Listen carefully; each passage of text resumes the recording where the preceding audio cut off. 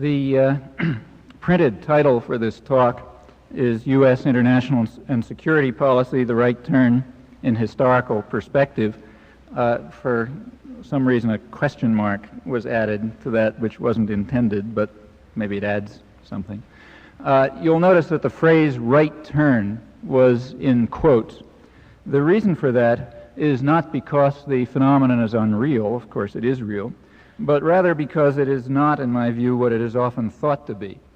What I want to discuss is what the right turn really is and how it fits into deeper and much more enduring characteristics of American policy and state policy and society. I'm largely going to restrict attention to international policy here with a few words on security policy towards the end if there's time. But let me stress that this is obviously just a piece of a much larger story which includes domestic issues as well that ought to be brought in. And in the question period we can have a free-for-all and go into anything. Well, to begin with, what's the right turn? This is associated conventionally with the Reagan administration, and in that regard I want to make two comments. First of all, I will refer to Reagan, but when I'm referring to Reagan, I want it to be understood that I do not mean the individual Ronald Reagan, who is in fact largely a creation of the public relations industry, and who literally often does not know and is not expected to know what policies are or what the words on the cue cards mean. That's an interesting fact. It's an interesting fact about American politics, but when I use the term Reagan, I'm not referring to that individual. Rather, I'm referring to the elite groups for whom he serves as a spokesman, or more important, as a device to ensure public acquiescence, or at least public passivity with regard to the policies of the groups who have created him as an image to appear before the public.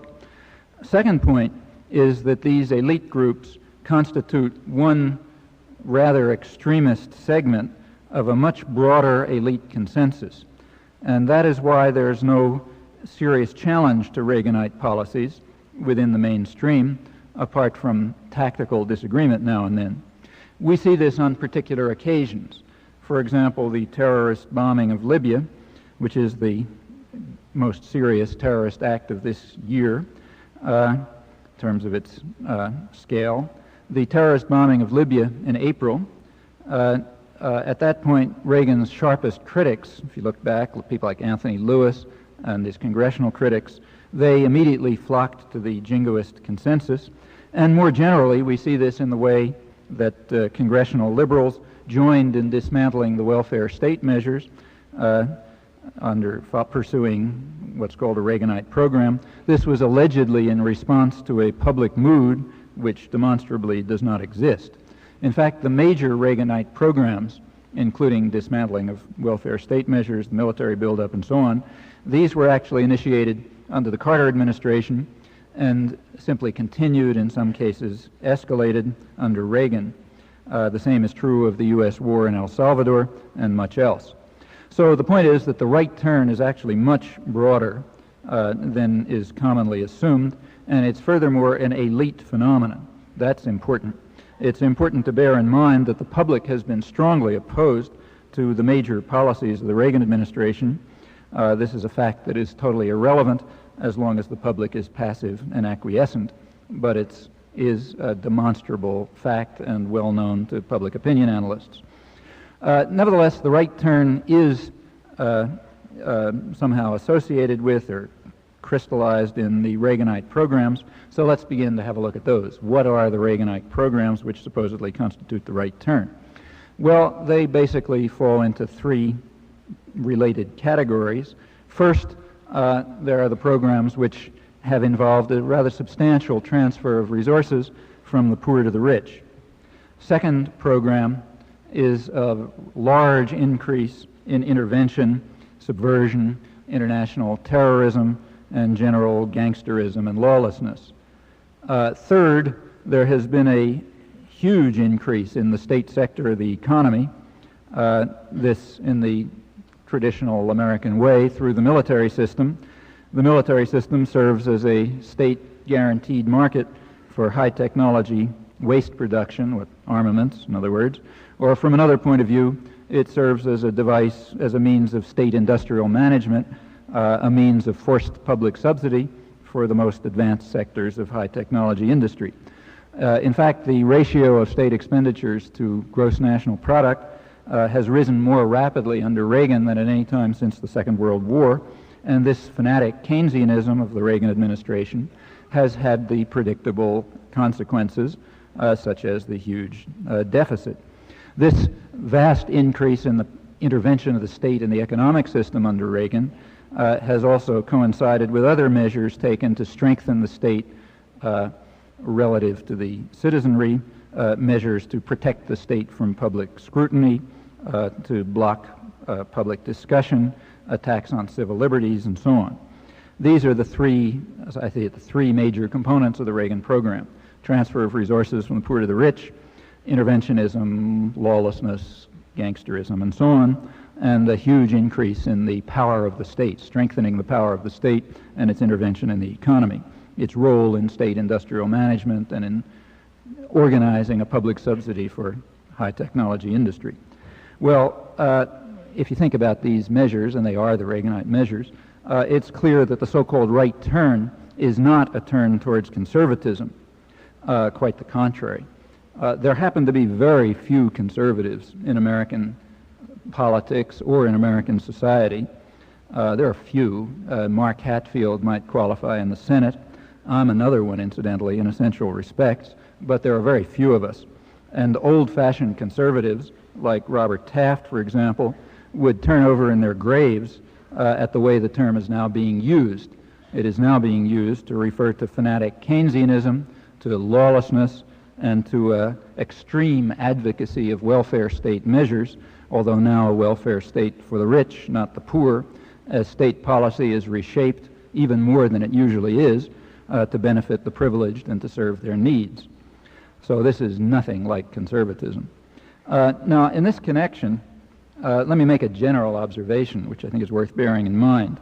In political discourse, most terms are used with a kind of a technical meaning, which is divorced from and often the exact opposite of their ordinary meaning.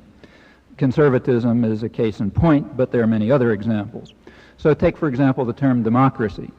The way that's used in political discourse in the United States is to, and other countries too, is to refer to a system of elite decision with occasional ratification on the part of an irrelevant public.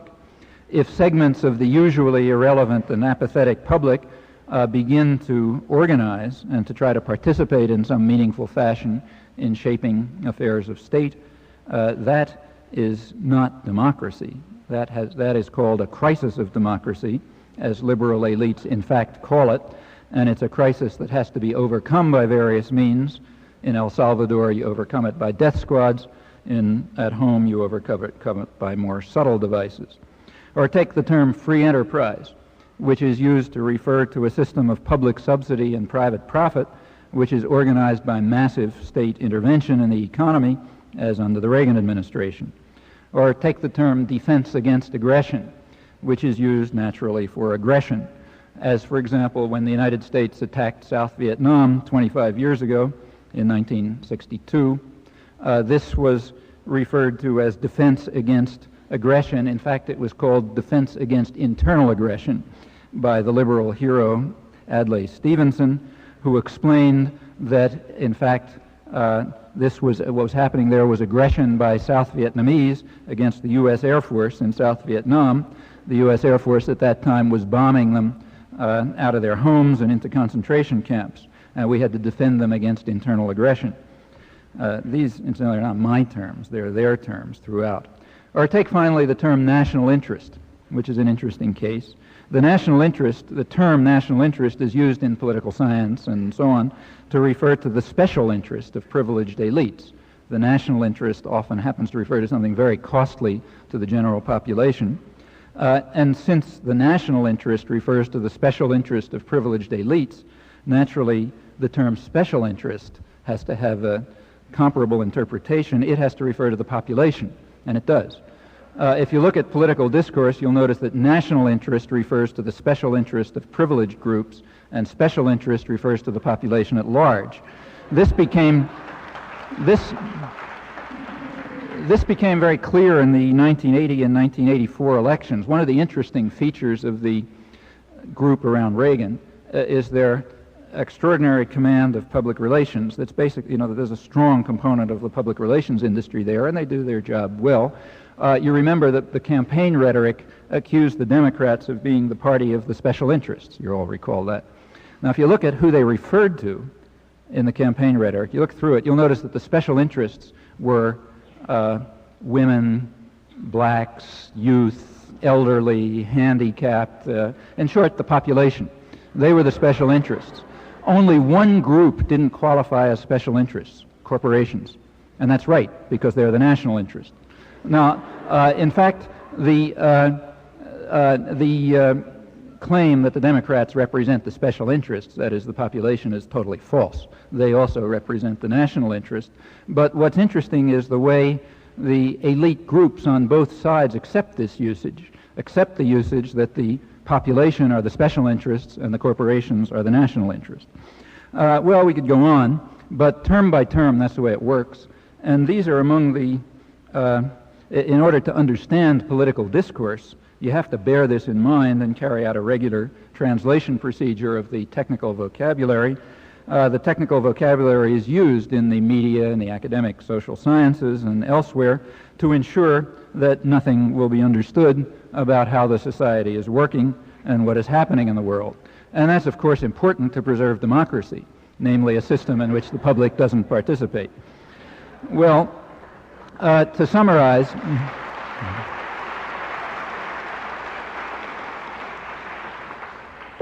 let me summarize so far. The right turn is an elite phenomenon. It's not a turn towards conservatism, but rather a turn towards a kind of reactionary jingoism, which is quite the opposite of conservatism. Furthermore, the policies are highly unpopular. This is a very heavily polled society because business wants to keep its finger on the public pulse, and we have extensive poll results which indicate that from the beginning of the Reagan Revolution, the public has been strongly opposed to every major program. So on, say, social spending versus military spending, the public favors cuts in military spending over social spending by ratios like 4-to-1 or 7-to-1, depending on the program. On contra aid, the public opposes it by 2-to-1, and so on, policy by policy. Well, the policies are, in fact, unpopular, and it's not hard to understand why. The public in general is not going to be in favor of policies that turn the state into a welfare state for the rich and that organize a public subsidy for high technology industry, nor are they in favor of interventionism and aggression and so on. Now, the fact that the policies are unpopular causes certain problems, naturally, and there's a classic answer to these problems. An answer which is used in democratic societies or totalitarian societies where you also have to gain popular support for policy, in fact.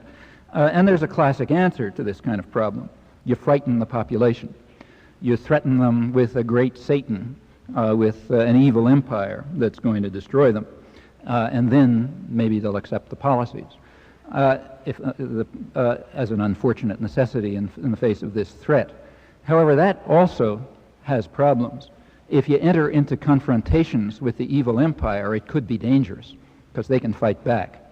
So what it's necessary to do is to enter into confrontations with the evil empire's proxies. You find groups around the world that are essentially defenseless, where you can murder them at will and they can't fight back, and you make them the proxies of the evil empire, and then you can attack them. And those confrontations can be used to terrify the domestic population and to ram through unpopular policies. And that's the way it works. If you want, I'll elaborate later.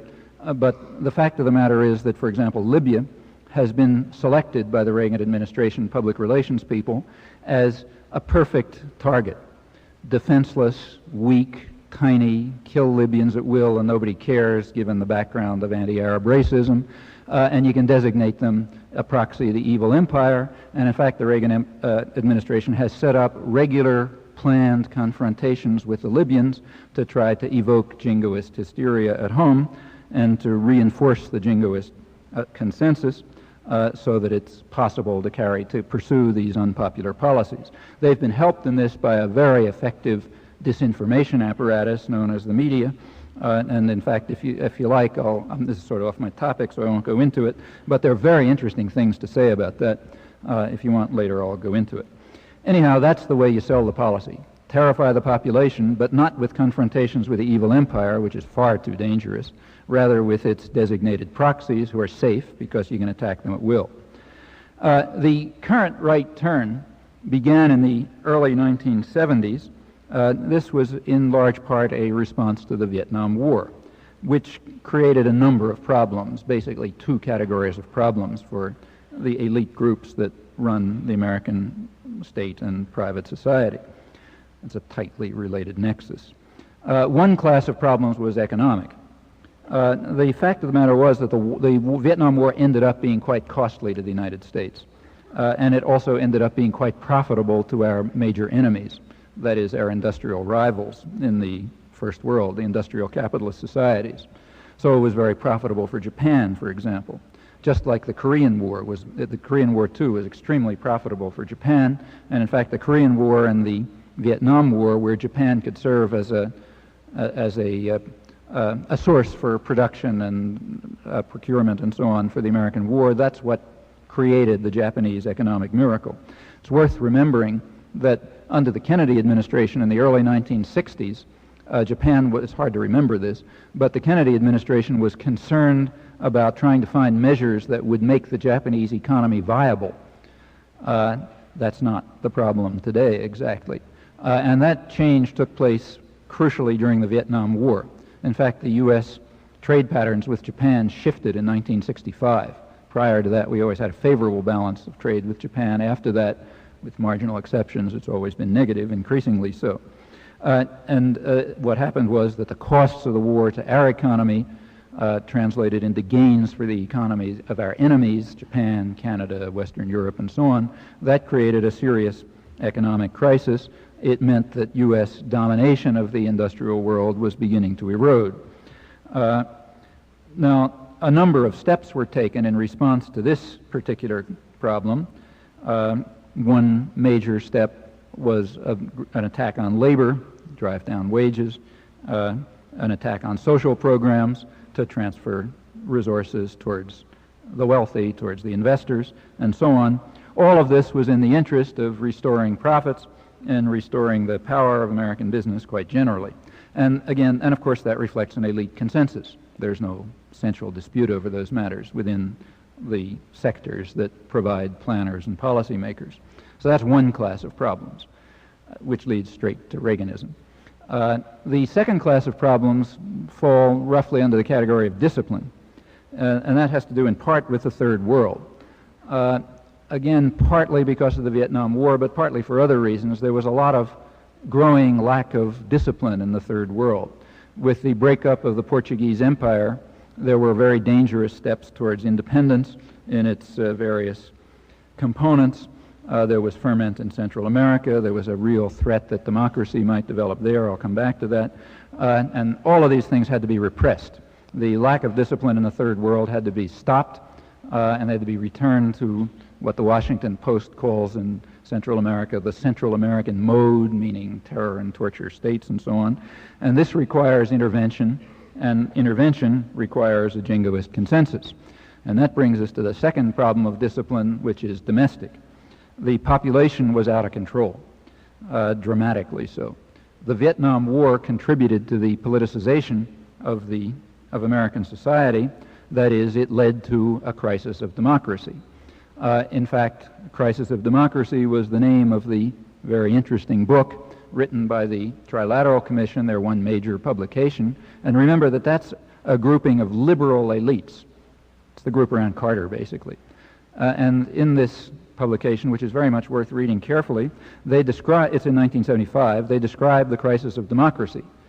What happened in the 60s, in part because of the Vietnam War and so on, was that segments of the normally apathetic population became organized for political action and tried to enter the political arena.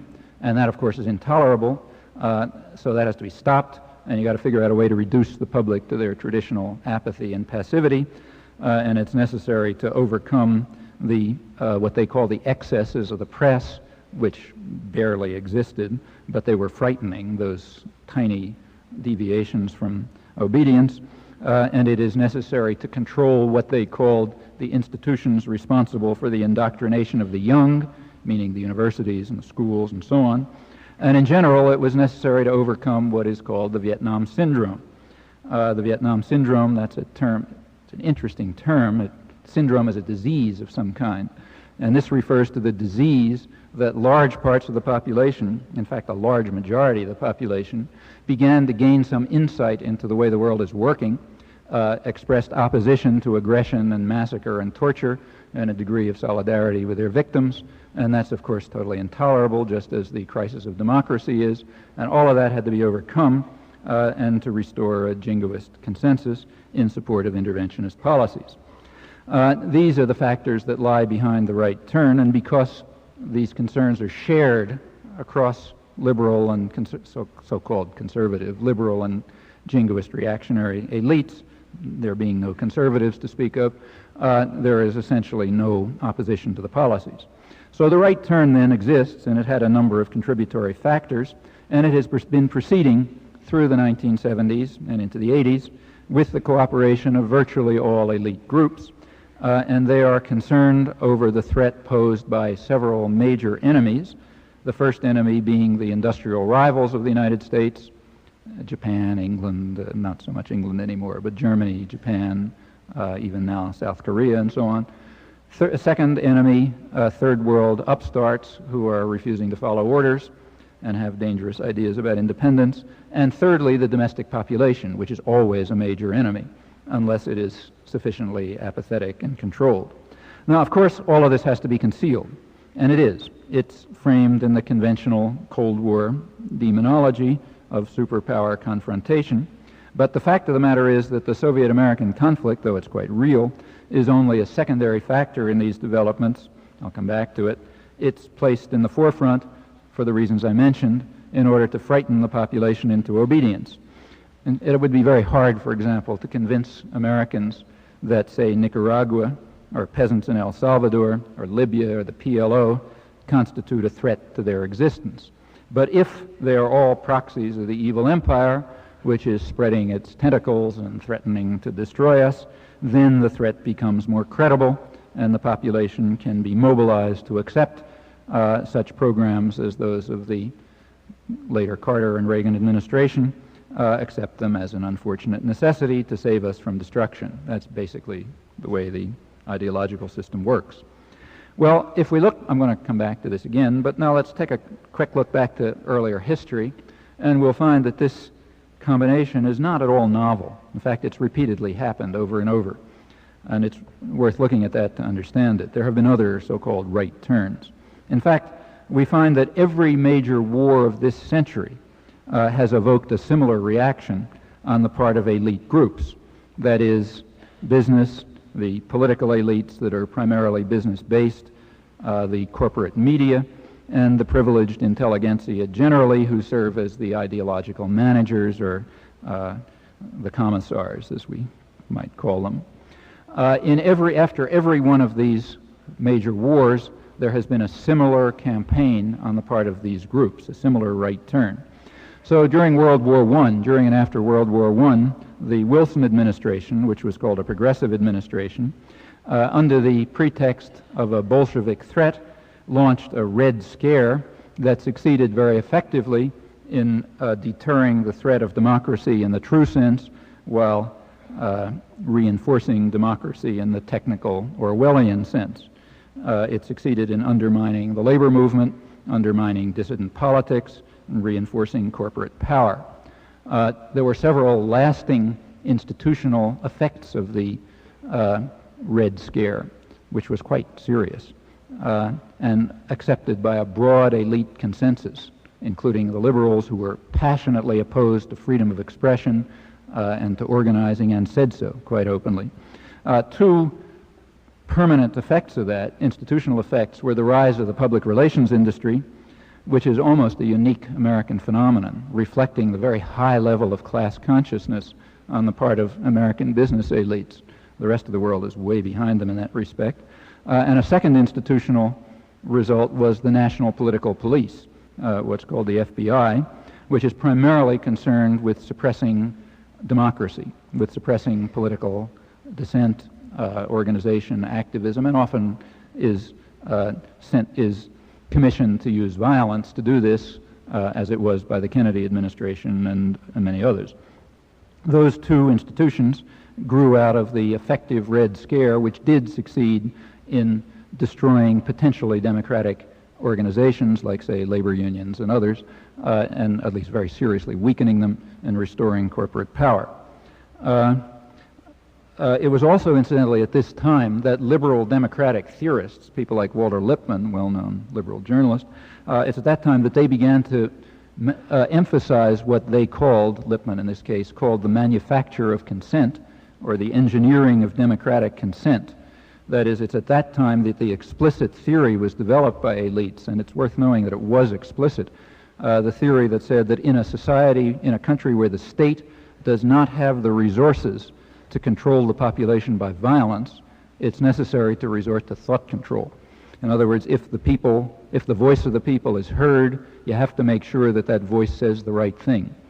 And that requires manufacture of consent, it requires propaganda, it requires indoctrination, it requires public relations, and so on. All of this was developed quite explicitly beginning with the 1920s, and in fact it's a major theme not only of the public relations industry, but also of academic social science and what's called democratic theory in the Orwellian sense ever since then. I mean, it's not that that began at that time, but all of this became institutionalized at the time of the Red Scare on the basis, using the pretext of a fabricated Bolshevik threat around the end of the First World War and shortly after, in an effort which was successful to avert the crisis of democracy then. Well, the Second World War led to similar developments, the most familiar aspect being the phenomenon that's mislabeled McCarthyism. In fact, it was a broad-based effort spearheaded at first by liberal Democrats with a strong support of the, by then, very well-organized public relations industry. The point was to overcome the crisis of democracy that was then brewing during and after the Second World War. And again, it was quite conscious. It was conscious through the latter period of the Depression and later. In 1938, the National Association of Manufacturers Board of Directors concluded, I'm now quoting, concluded that the hazard facing industrialists is the newly realized political power of the masses. Unless their thinking is directed, they said, we are definitely headed for adversity. Notice, incidentally, that business groups, when they're talking to one another, quite often use vulgar Marxist rhetoric like this. That's not uncommon. And in fact, substantial efforts were taken by the highly class-conscious business groups to overcome the threat, namely the newly realized political power of the masses, which was, again, a crisis of democracy. And it had considerable success, and it was recognized internally.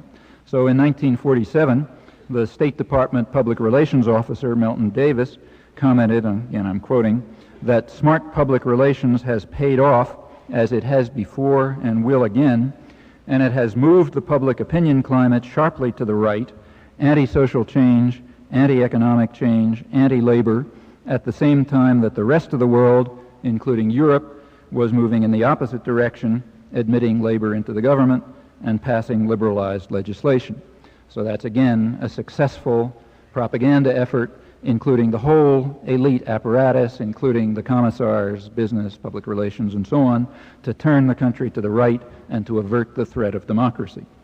Incidentally, these developments in the rest of the world, just referred to, caused quite a lot of concern, and U.S. power was applied to halt them. I'll return to that in a moment. But now I'm talking about the primary enemy, namely the domestic population. Well, the point of these comments is that wars and other periods of turmoil like depressions, they tend to involve people in social and political action.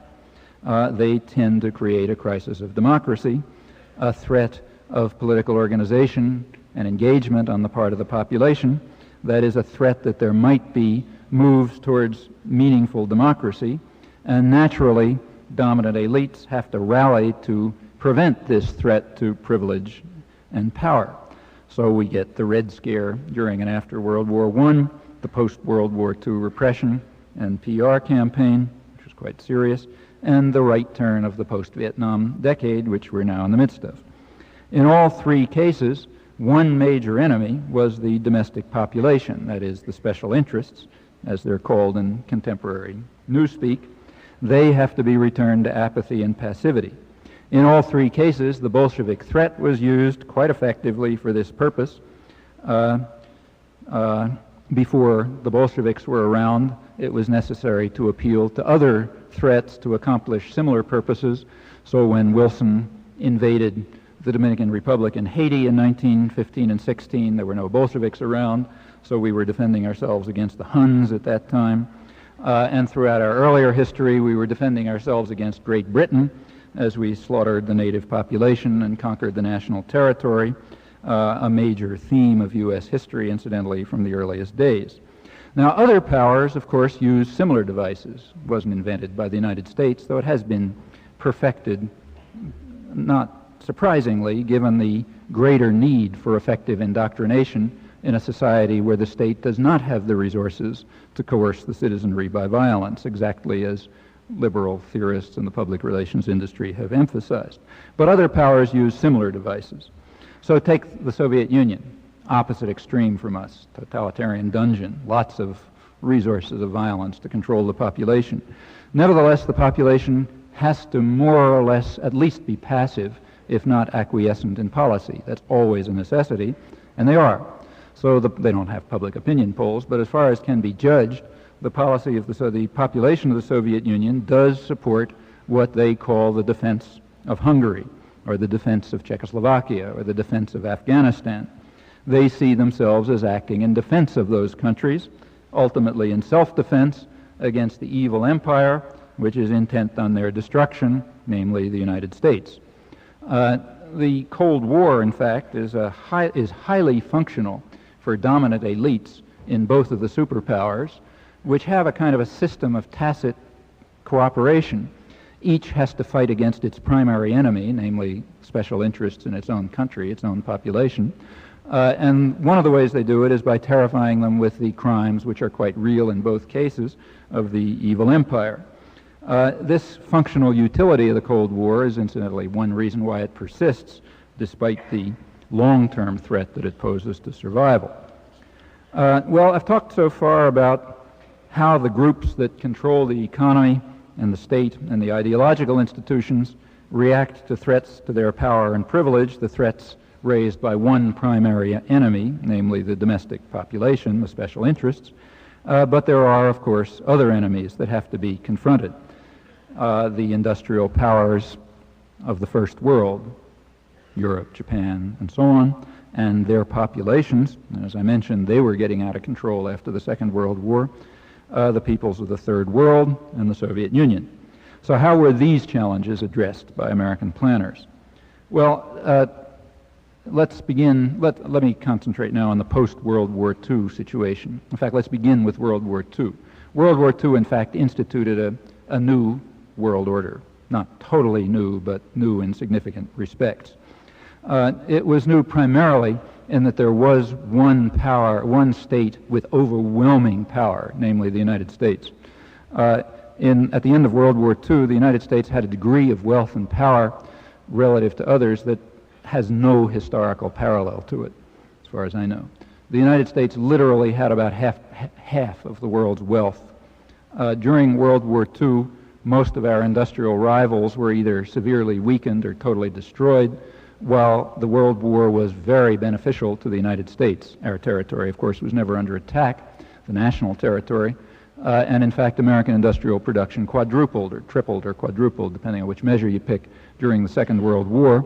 And in fact, long before the Second World War, we already had been the greatest industrial power in the world. Furthermore, there were no enemies. The United States had no enemies in the hemisphere. It controlled both oceans. It controlled most of the opposite sides of both oceans. In fact, if you think, there has never been a period in history when one power had such overwhelming control of the world's wealth or such overwhelming security. That naturally created a new situation. Well, American planners understood it. They understood all of that, and they were determined to keep things that way. There was a spectrum of opinion. This, incidentally, is a very open society by comparative standards. We have a rich documentary record. If you have to work to find it because it's excluded from the institutions responsible for the indoctrination of the young, as the liberal ideologists call them, but it's there. You know, it's there if you forget the history books and the political science texts and so on, and you go back to the documentary record, you find a lot of riches. And the picture looks approximately like this. There was an elite consensus that the dominance of the United States had to be maintained, but there was a spectrum of opinion as to how to do it, roughly hawks and doves. At the hardline extreme, you have documents such as the National Security Council Memorandum 68. These are all top secret documents, but they've been released, 30 years later and so on, so they're now available. NSC 68 in 1950, written by Paul Nitze, who's still around. He's one of Reagan's negotiators now. That's the hardline extreme. It's important to bear in mind that this document was prior to the Korean War. It was in April 1950. It was not a response to the Korean War. It preceded it. NSC 68 called for a huge increase in the military system. The actual figures behind it were maybe tripling or more of the military system. It called for a rollback strategy against the Soviet Union, a policy designed to break the Soviet Union up and to take it over. The wording was something. It was the following. I'm quoting it now. The policy was designed to foster the seeds of destruction within the Soviet system by a variety of means, which would enable the United States, quote, to negotiate a settlement with the Soviet Union or a successor state or states.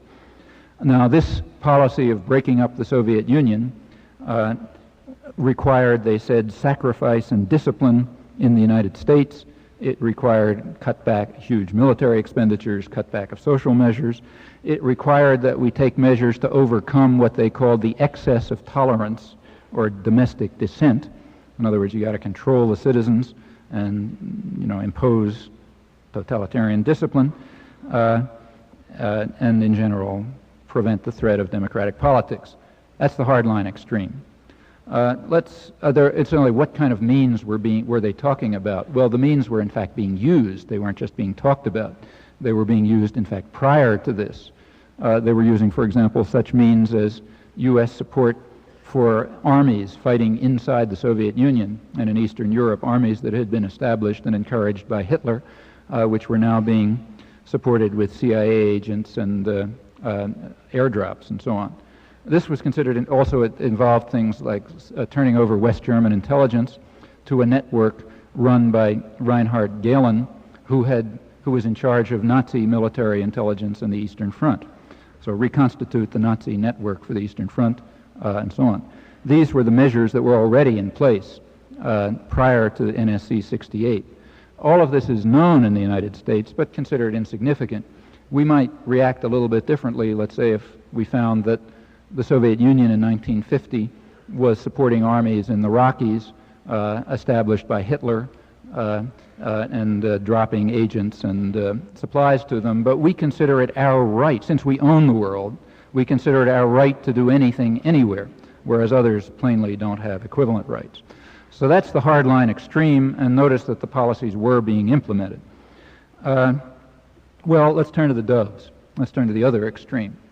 The leading dovish figure was undoubtedly George Kennan. He headed the State Department planning staff until 1950, at which time he was replaced by Paul Nitze. That was a switch from the dovish to the hawkish extreme of the spectrum. Kennan was one of the major figures in shaping the post-war world. He's also one of the most humane and intelligent and also lucid of state planners, and therefore what he wrote is extremely interesting to illustrate the dovish extreme. I've sampled the hawkish extreme. For example, one document which you ought to look at if you want to understand your country is PPS 23, Policy Planning Study 23, published by the State Department planning staff, written by George Kennan, top secret, of course, February 1948. Here's what it says. I'll now quote it. "We have about 50% of the world's wealth, but only 6.3% of its population. In this situation, we cannot fail to be the object of envy and resentment. Our real task in the coming period is to devise a pattern of relationships which will permit us to maintain this position of disparity.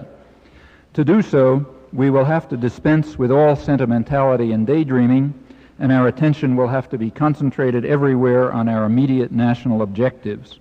We need not deceive ourselves that we can afford today the luxury of altruism and world benefaction. We should cease to talk about vague and unreal objectives, such as human rights, the raising of the living standards, and democratization.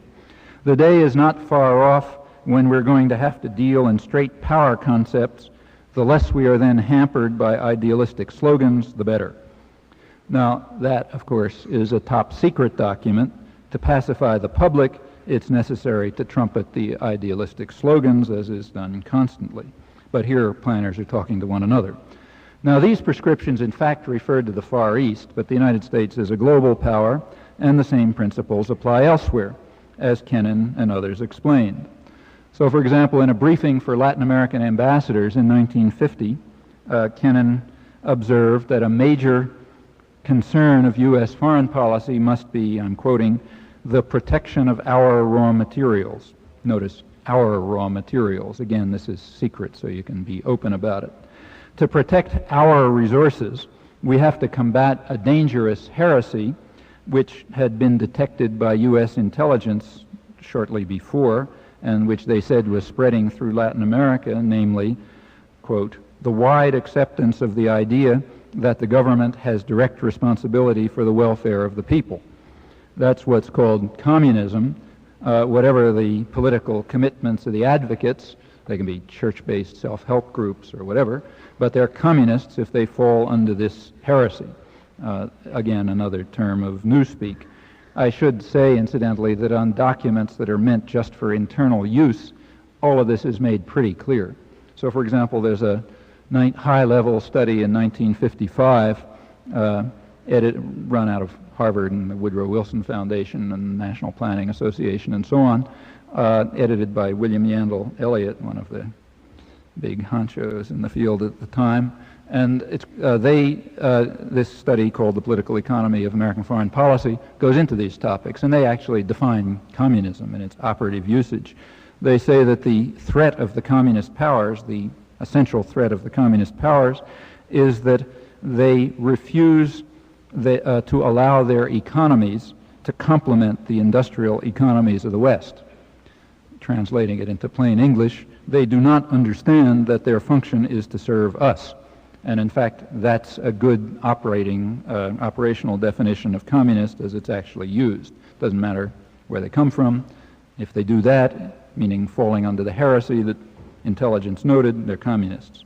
Well, Kennan went on to explain the means that we have to use against our enemies who fall prey to this heresy that threatens our resources, which happen to be in their countries.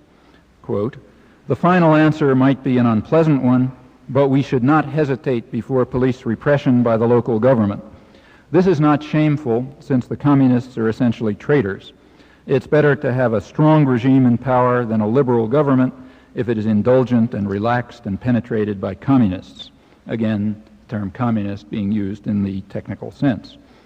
Well, all of this is, remember, I'm sampling the dovish side of the spectrum here. All of this is totally excluded from and virtually excluded from the scholarly literature, and there's a rich scholarly literature on this, including on Kennan, and it typically claims, in fact universally claims, that Kennan had no general geopolitical conceptions, just a kind of a vague kind of moral concern. The people who say that, like John Lewis Gaddis, know perfectly well that these documents exist. In fact, in this case, I happen to be quoting from a collection of documents edited by Gaddis, who wrote the standard scholarly work on Kennan, so he knows it exists, but obviously you can't tell people that. Well, these views illustrate the spectrum of opinion among planners, and the documentary record pretty well falls within that spectrum, as you can discover by checking it. Occasionally you can find some qualifications. So, for example, there's an influential study of April 1947, secret again, which observed that, it's about aid, it observed that foreign aid should be restricted to countries of, I'm quoting now, countries of primary strategic importance to the United States, excepting in those rare instances which present an opportunity for the United States to gain worldwide approbation by an act strikingly humanitarian. Now, this stance, again, is not unique to the United States, and it did not arise in the post-war period. So let's return to Woodrow Wilson, who, as you know, was the great apostle of self-determination, and who celebrated this doctrine by invading Mexico and invading Haiti and the Dominican Republic, where his warriors murdered and destroyed, reestablished virtual slavery, demolished the political system, while establishing the basis for murderous and corrupt dictatorships, and placed the area firmly into the hands of U.S. investors. Again, all of this pretty much suppressed in even the scholarly literature, but certainly the general literature. Haiti was in the news recently, and much talk, although if you look back, there was much talk about traditional U.S. benevolence towards Haiti, nothing about the truth, which is, as I have just briefly described it. Woodrow Wilson, his Secretary of State, Robert Lansing, once wrote a memorandum explaining the meaning of the Monroe Doctrine. Wilson decided that it would be, in his words, impolitic to issue the memorandum, but he found its argument unanswerable. That was his word, very impressed by it. Here's what it said. In its advocacy of the Monroe Doctrine, the United States considers its own interests. The integrity of other American nations is an incident, not an end. While this may seem based on selfishness alone, the author of the doctrine had no higher or more generous motive in its declaration.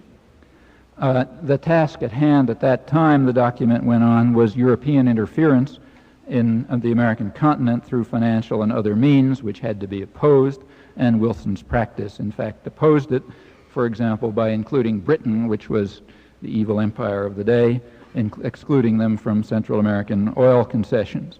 The major change after World War II is that the United States was able to apply these principles on a global scale, given its power, and of course the evil empire from which it had to defend itself was no longer the Huns or the British. Well, Kennan's nutshell presentation of U.S. foreign policy did not emerge from a vacuum.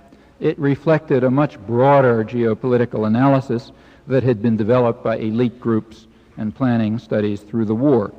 There were study groups of the State Department, including virtually all their top planners, and the Council on Foreign Relations, which provides the main business input into foreign policy planning, through the war, 1939 to 1945, and they formulated kind of a theory of what the post-war world should look like.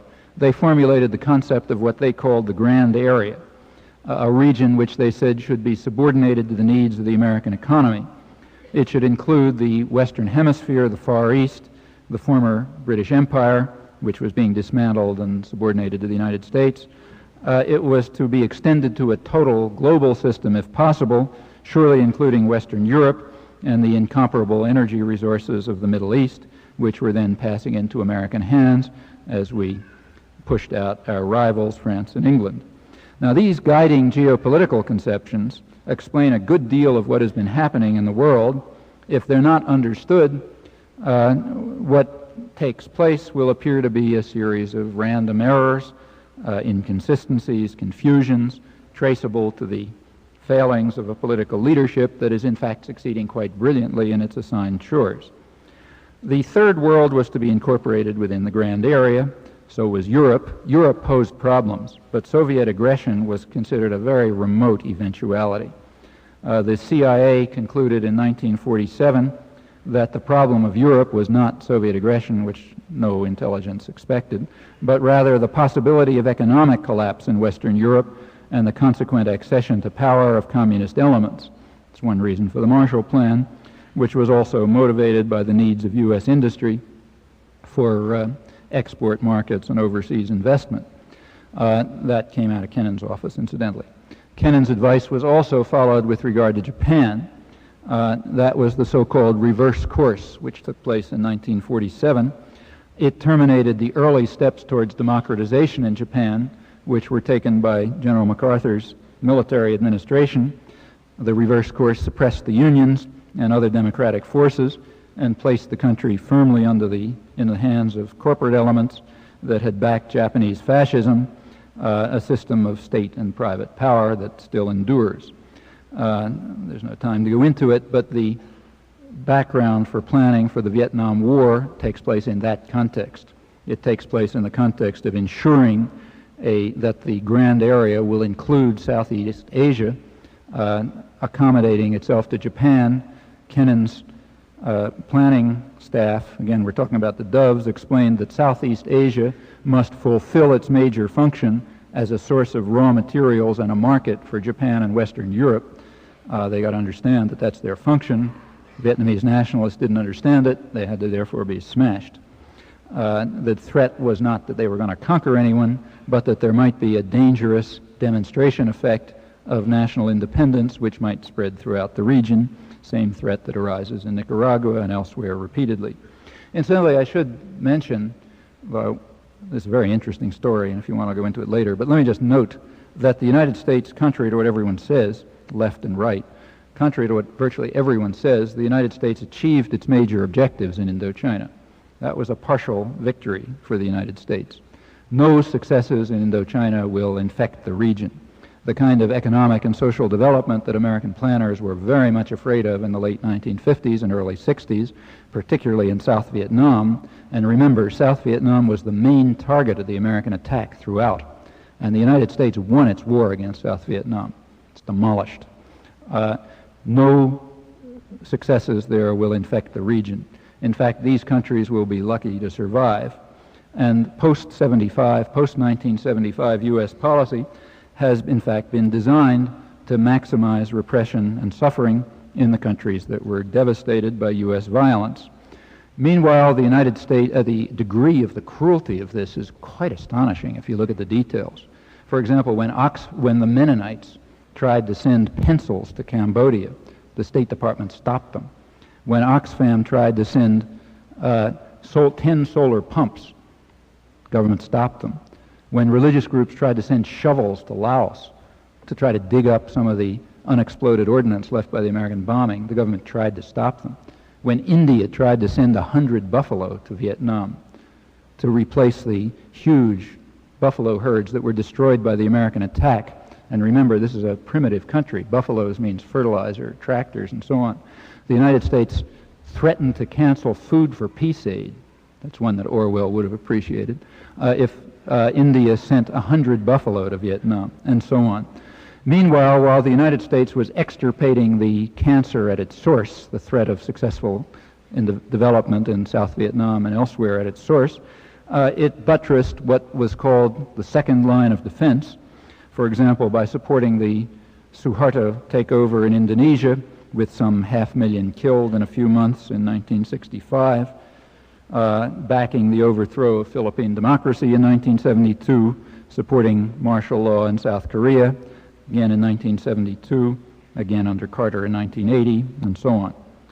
Well, in accordance with the reigning geopolitical conceptions, right at the end of World War II, the United States turned at once to dealing with a major problem faced by the population of the world, which had been politicized by the war, namely the problem faced by the anti-fascist resistance.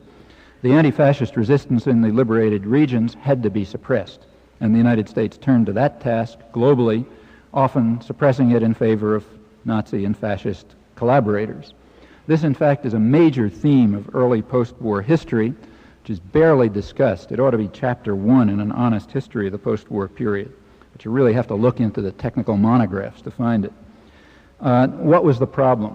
Well, the primary concern is one that had been formulated by one of Winston Churchill's closest advisors, Jan Christian Smuts, South African Prime Minister.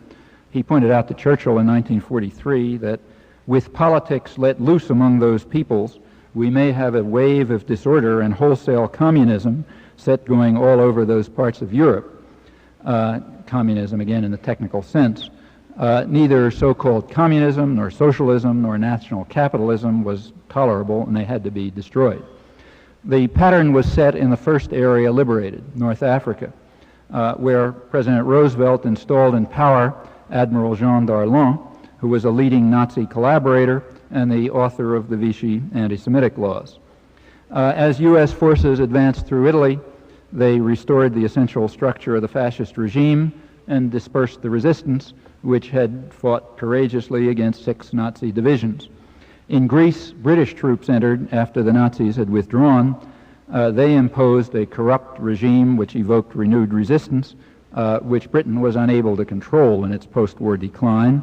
The United States entered under the guise of the Truman Doctrine, launching the first major post-World War II war of insurgency, a very murderous war with maybe 160,000 killed, complete with torture, political exile for tens of thousands of people, re-education camps, as we called them, for tens of thousands of others, destruction of unions and any political independent politics, and the full range of means that were later used in similar exercises throughout the world, placing the country firmly in the hands of U.S. investors and local business elites, while in fact much of the population had to emigrate in order to survive. The beneficiaries again included Nazi collaborators, while the primary victims were the workers and the peasants of the communist-led anti-Nazi resistance. This, incidentally, was the model for what Adlai Stevenson called the U.S. defense against South Vietnam. He explained that to the United Nations in 1964, that our defense against internal aggression in Vietnam was modeled on our successful defense of Greece against its own population in 1947.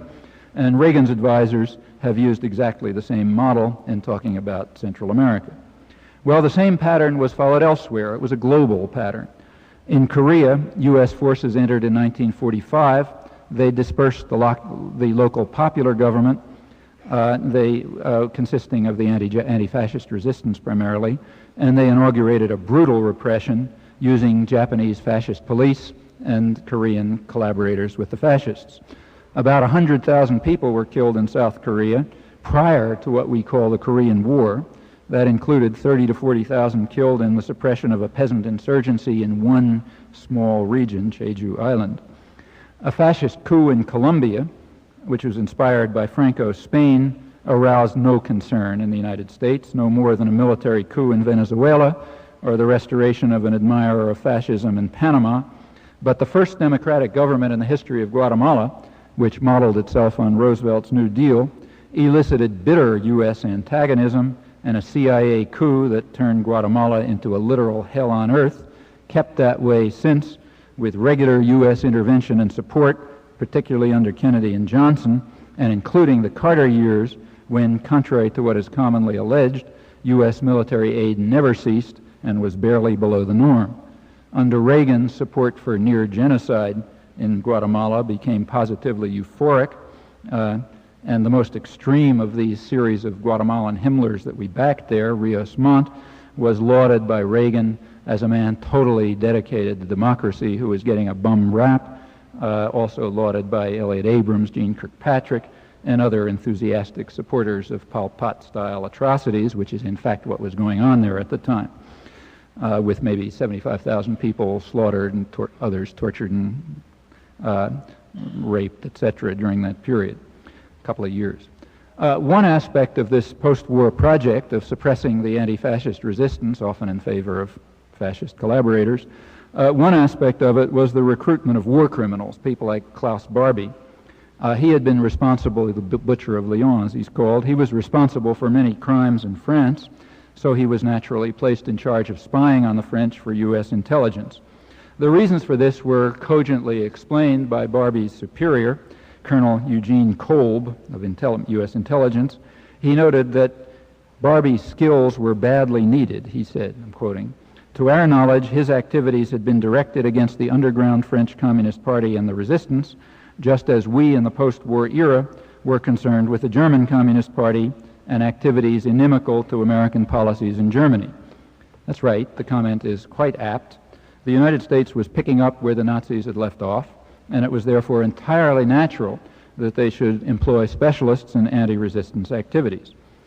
Later on, when it became difficult or impossible to protect these useful folk in Europe, many of them were spirited off to the United States or to Latin America with the help of the Vatican and fascist priests. There they have engaged in terrorism, coups, the drug and armaments trade, training the apparatus of the U.S.-backed national security states modeled on the Nazis in Latin America, training them in methods of torture devised by the Gestapo, and so on. Some of their students have found their way to Central America, establishing a direct link between the death camps and the death squads via the U.S.-SS post-war alliance. Now, I can't run through the whole record case by case, but let me mention a few general points. We might ask how well George Kennan's precepts were followed.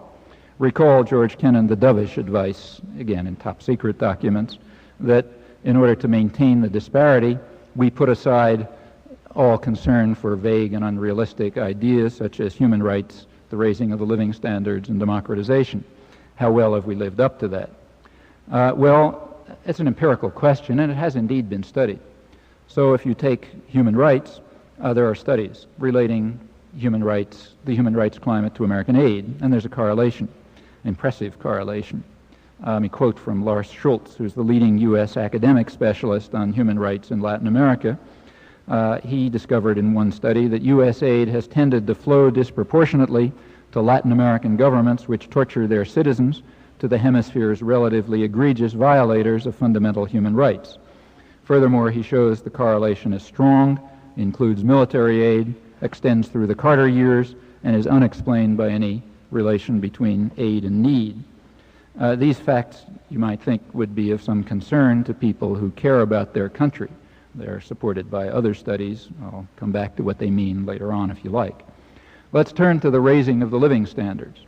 Now, quite regularly, in areas of predominant U.S. influence, such as Latin America, there has been statistical growth in the course of what are called economic miracles, while much of the population starves as croplands are diverted to export production for the benefit of U.S. agribusiness and local elites. That's true throughout Central America. Increased agricultural production, lower consumption on the part of the population. The United States is the world's largest food importer, primarily from the Third World, including the poorest and most hungry countries of the Third World. The United States is also the leading food exporter, primarily to advanced industrial societies, or for such projects as producing beef for export to U.S. markets, including replacing local subsistence agriculture. Kennedy's Alliance for Progress gave a significant impetus to these destructive, in fact, if we were honest, murderous developments. And there's a corollary to the Alliance for Progress style of development. It's necessary to institute terror and torture states with an efficient apparatus of repression to suppress the popular opposition that develops when you pursue such development policies. This, too, has been done primarily by the Kennedy administration. The Kennedy administration made a fateful decision. It changed the mission of the Latin American military from hemispheric defense to internal security, which means war against their own populations, and it provided the institutional structures, the means, and the training to carry out this mission. The structure of the death squads in El Salvador, for example, was established at that time. Countries that have attempted to reverse the pattern, such as Guatemala under the democratic capitalist regime of Arevalo and Arbenz, or the Dominican Republic under the also democratic capitalist regime of Bosch, or Nicaragua today, naturally they are the target of U.S. hostility and violence. As for democratization, the historical record reveals exactly what a rational observer would expect. If you look at the case of, say, Guatemala in 1954, where a democratic capitalist government was overthrown by a CIA coup, or 1963, when Kennedy backed a military coup to prevent the threat of renewed democracy, or Chile or the Dominican Republic in 1963 or 1965, and many others, you will discover that U.S. elites have consistently opposed formal parliamentary democracy if its results cannot be controlled. And they have evinced outright hatred for democracy at home as well, incidentally, if by democracy we mean a system that allows the mass of the population to participate in some meaningful way in the formation of state policy. These facts, incidentally, have not gone unnoticed by serious scholars. So in a study for the Royal Institute of International Affairs in London, Gordon Connell Smith, this is the main scholarly study of the inter-American system, he points out that while paying lip service to the encouragement of representative democracy in Latin America, the United States has a strong interest in just the reverse, apart from procedural democracy, especially the holding of elections, which only too often have proven farcical. The reason is, he says, that the United States has been concerned with fostering the most favorable conditions for her private overseas investment, and the problem is that democracies are likely to fall prey to the heresy detected by U.S. intelligence, which I mentioned earlier, that is the belief that governments should be responsible for their own population instead of the needs of Big Brother, and that makes it more difficult to maintain the disparity. Well, the recent history of the United States and Central America illustrates all of these themes. Time being brief, I won't go into discussing the official reasons that are offered for the U.S. terrorist war against Nicaragua. Let me just mention some obvious truths. One obvious truth is that the United States is desperately trying to drive the Sandinistas into the hands of the Soviet Union. That's a classic pattern. We do it every time there's a threat of independence somewhere and we can't control it. Drive them into the hands of the Russians, because that gives us an excuse to destroy them, since they're now proxies of the great Satan. And that's being done very consciously. So we block all support from other countries, like, say, France, and we send what the government itself calls a terrorist proxy army in internal documents to attack them, and then surprisingly they rely on the Russians. So now they're an outpost of the evil empire, so now we have a right to destroy them. It's a classic pattern. Many people pretend not to understand it, but it happens all the time, and it's completely rational. Why are we doing it?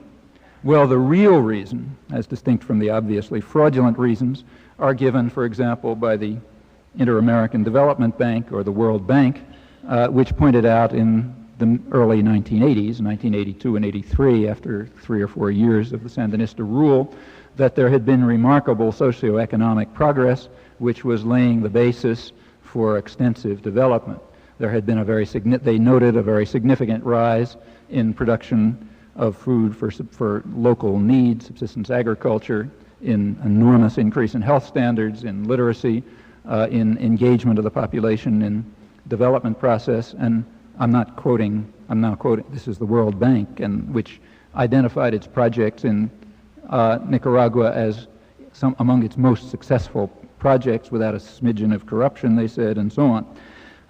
The real reasons for the attack against Nicaragua are explained by the charitable development organization Oxfam, the major charitable development organization which works in many parts of the Third World. Oxfam America points out that among the 4 countries of Central America where Oxfam America works, namely El Salvador, Honduras, Guatemala, and Nicaragua, only in Nicaragua has a substantial effort been made to address inequities in land ownership and to extend health, educational, and agricultural services to poor peasant families. But the Contra War has slowed the pace of social reform and compounded the burden in the countryside, leading to hunger and a return to earlier conditions, so that now Americans who are enthusiastic supporters of starvation and torture can point to those failures as a justification for further atrocities, as they regularly do. This was all a major success for the United States. The parent organization of Oxfam in London goes still further. They say, from Oxfam's experience of working in 76 developing countries, Nicaragua was to prove exceptional in the strength of the government's commitment to improving the condition of the people and encouraging their active participation in the development process, citing also reports of the Inter-American Development Bank and the World Bank and so on and so forth, and giving many examples. This, incidentally, is in a pamphlet called Threat of a Good Example, which puts its finger exactly on the issue. American government officials sometimes concede the point. So Julia Preston, one of the best Central America correspondents, quotes key U.S. officials as saying that while they do not believe the Contras can drive out the Sandinistas soon, Key American officials say, administration officials say, they are content to see the Contras debilitate the Sandinistas by forcing them to divert scarce resources towards the war and away from social programs. That's very crucial, because it's the social programs that are the threat of a good example, which might infect others, spread dissidence, cause erosion of the American system of exploitation and robbery. That's, I should say, incidentally, that these horrifying statements, that the purpose of the statements by administration officials that the purpose of the war is to force them to divert resources away from social programs. Those statements are made, listened to, and nobody reacts. That's an interesting comment on the moral level of American educated elites, the ones who read these comments. These, of course, are the main reasons for the attack on El Salvador, on Nicaragua, just as they were the main reason for the attack against South Vietnam in the late 1950s and the early 60s, then extending to a war against all of Indochina. Well, very much the same was true in El Salvador, very much the same. Everything was fine in El Salvador as long as it was just ordinary repression, torture, murder, and so on by the dictators of our choice. Nobody cared. So in 1972, there was an election in El Salvador. Jose Napoleon Duarte was elected. The election was stolen by the military. He was captured and tortured, finally released. He came to the United States. Nobody even wanted to talk to him. In fact, 2 senators were willing to talk, 2 congressmen, Kennedy and Harkin, were even willing to talk to him, and the press didn't care at all. That, incidentally, illustrates the utter contempt of American elites for democracy as long as things are in order, no turmoil, profits are flowing, and so on. Same story continued in 1977. Same story took place in 1977. Nobody cared. Repression, torture, robbery, and so on continues perfectly fine. No concern here. There was, however, a concern, in fact, 2 concerns. One concern is that Somoza, who had been the base for American power in the region for many years, was under attack, and it looked like he couldn't be sustained, though the Carter administration did try to sustain him till the very end, and after failing, immediately reconstituted the National Guard to attack Nicaragua. But it looked like he couldn't be sustained, and there was fear that the dictator of El Salvador might go the same way. However, there was a second danger, which was even more threatening. In the 1970s, there was a growth in El Salvador of what were there called popular organizations. Many of them were church-based, Bible study groups that became self-help groups, peasant associations, cooperatives, unions, and so on. That raised the threat of democracy. It's under such conditions that the danger of democracy, the crisis of democracy, emerges. So how did we react? Well, that's interesting. In February 1980, there's no time to go through all the details, but the essence is the following. In February 1980, the Archbishop of El Salvador, Archbishop Romero, sent a letter to President Carter in which he pleaded with Carter not to send military aid to the military junta. The reason, he said, is that military aid will be used to destroy the people's organizations which are fighting to defend their fundamental human rights. The army, he said, knows only how to serve the oligarchy and their interests, and will destroy the popular organizations, which was, of course, exactly the point. Carter sent the aid knowing precisely what would happen. In March, the Archbishop was assassinated. A state of siege was established, which has been renewed monthly since. The war against the population began in force. Jose Napoleon Duarte moved in to serve as a cover, which is the role that he has played ever since, the legitimizing cover, to ensure that the massacre would continue and that the U.S. would support it, that Congress would support it. He had no illusions about what was going on. As he later said, the masses were with the guerrillas at that time. That was March 1980 when the Archbishop was assassinated. The war against the peasantry began a few months later in May, with the first major attack was a big massacre at the Rio Sumpul, coordinated military operation of the Honduran and Salvadoran armies, in which at least 600 people were killed in a very brutal way. There happened to be a lot of church observers there, so the information came out immediately. Women were tortured and drowned. The infants were cut to pieces with machetes. Pieces of bodies were found in the river for days afterwards. That was all suppressed by the American media, incidentally. They literally did not mention it for 15 months and still have yet to report it. In fact, peasants were the leading victims of the Carter-Duarte war in that year, in which about 10,000 were killed. In October, late October, the successor of the assassinated Archbishop, Bishop Rivera-y-Damas, condemned what he called the war of extermination and genocide against the defenseless civilian population. And a few weeks later, Duarte hailed the same armed forces who were conducting the war of extermination and genocide. He hailed them for what he called their valiant service alongside the people against subversion. This all throughout he'd been in the junta. Now this was as he was sworn in as president of the junta. That was after the murder and rape of 4 American churchwomen by the security forces. That was considered a little too much in the United States. You can kill 10,000 Salvadorans, but I don't want to go too far. And it was necessary to legitimate the government and allow the slaughter to continue. So Duarte he agreed, he chose to move in as the cover and become president of the junta at that time with those words.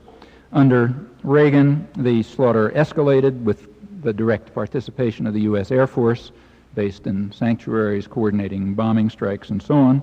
I won't go through the details, but by and large it's been successful. The popular organizations were destroyed, as the assassinated Archbishop predicted. This is one of the most sordid episodes in U.S. history, and it's got a lot of competitors. About 50 or 60,000 people were slaughtered. By conservative estimates, there are more than 1 million refugees. Finally, when the country was sufficiently traumatized, an election was run. The British Parliamentary Human Rights Group, which observed it, described it as an election carried out in an atmosphere of terror and despair, macabre rumor and grisly reality. Of course, the American press exulted in this, just as reporters from Pravda do under comparable circumstances. Let me stress again that none of this is ordinary killing, either in El Salvador or in Guatemala or by our terrorist army in Nicaragua. This is brutal, sadistic torture, cutting people's heads off and putting them on stakes to intimidate others, hanging women by their feet with their breasts cut off and their facial skin peeled back so they will bleed to death, decapitating, beating infants to death against rocks. This is Pol Pot-style torture. It amounts to somewhere in the neighborhood of 200,000 people in the last 7 or 8 years, if we count the Somoza's atrocities in Nicaragua, also supported by the United States.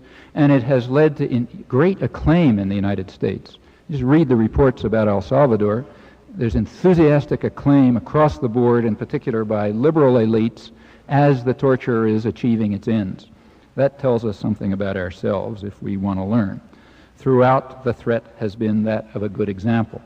Now, that follows from guiding geopolitical conceptions, understandable and rational, and we should not be mistaken about it. The concern over the threat of a good example follows from the guiding geopolitical considerations that I mentioned before, under a corollary that we might call the rotten apple theory.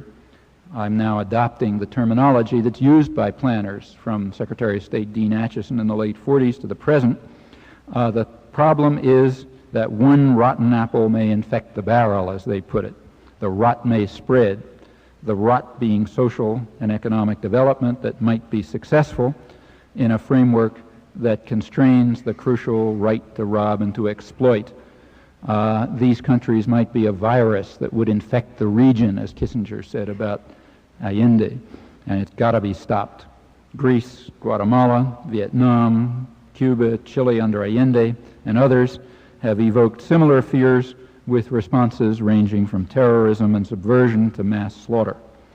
Well, let me just say a word about security policy since it's late, and I don't want to leave the topic unmentioned. Main point to bear in mind about security policy is that security, there's a dirty little secret about it, security is not a concern of planners. It's a very marginal concern at best. In fact, the historical and documentary record reveals this with very great clarity. There was not a concern about a Soviet invasion of Europe in the late 1940s or the early 50s or elsewhere.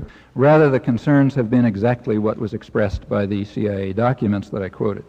The concerns have been internal aggression, and in more recent years, the threat of other rising centers of power, such as Japan.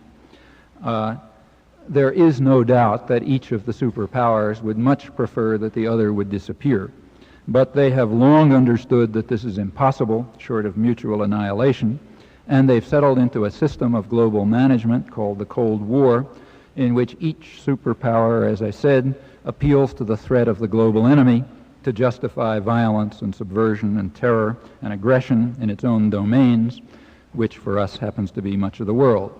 Any such act is self-defense against the great Satan. It's a standard technique of mass mobilization throughout history. In the United States, this is rather clear from the documentary record. There are two fundamental reasons for it, and they are expressed, even in the open record in this case, if you care to look. One fundamental reason is that it is, why do we have this huge increase, constant increase in strategic armaments? Why don't we stop? Why don't we accept an end to it, given the threat? First reason is that an intimidating posture is necessary to ensure that intervention can proceed under what is called the nuclear umbrella with impunity. So here's Harold Brown, Secretary of Defense under the Carter administration, in his last presentation to Congress in 1980. He explained, with our strategic capabilities in place, our other forces become meaningful instruments of military and political power. Intervention, subversion, etc. is possible, in other words, if our strategic nuclear forces are in place to intimidate everyone, make sure no one intervenes. President Reagan's arms control advisor, Eugene Rostow, said essentially the same thing at about the same time. Here's what he said: "Our nuclear forces provide a nuclear guarantee for our own interests in many parts of the world and make it possible for us to defend those interests by diplomacy or the use of theater military force. They provide a shield for us to pursue our global interests by conventional means or theater forces, that is, intervention, subversion, client and mercenary states, and so on." This goes all the way back in the early 50s in secret National Security Council memoranda. Paul Nitze and others were saying exactly the same thing. They were saying in order to carry out our Cold War policies of intervention and subversion, we must be protected from any threat.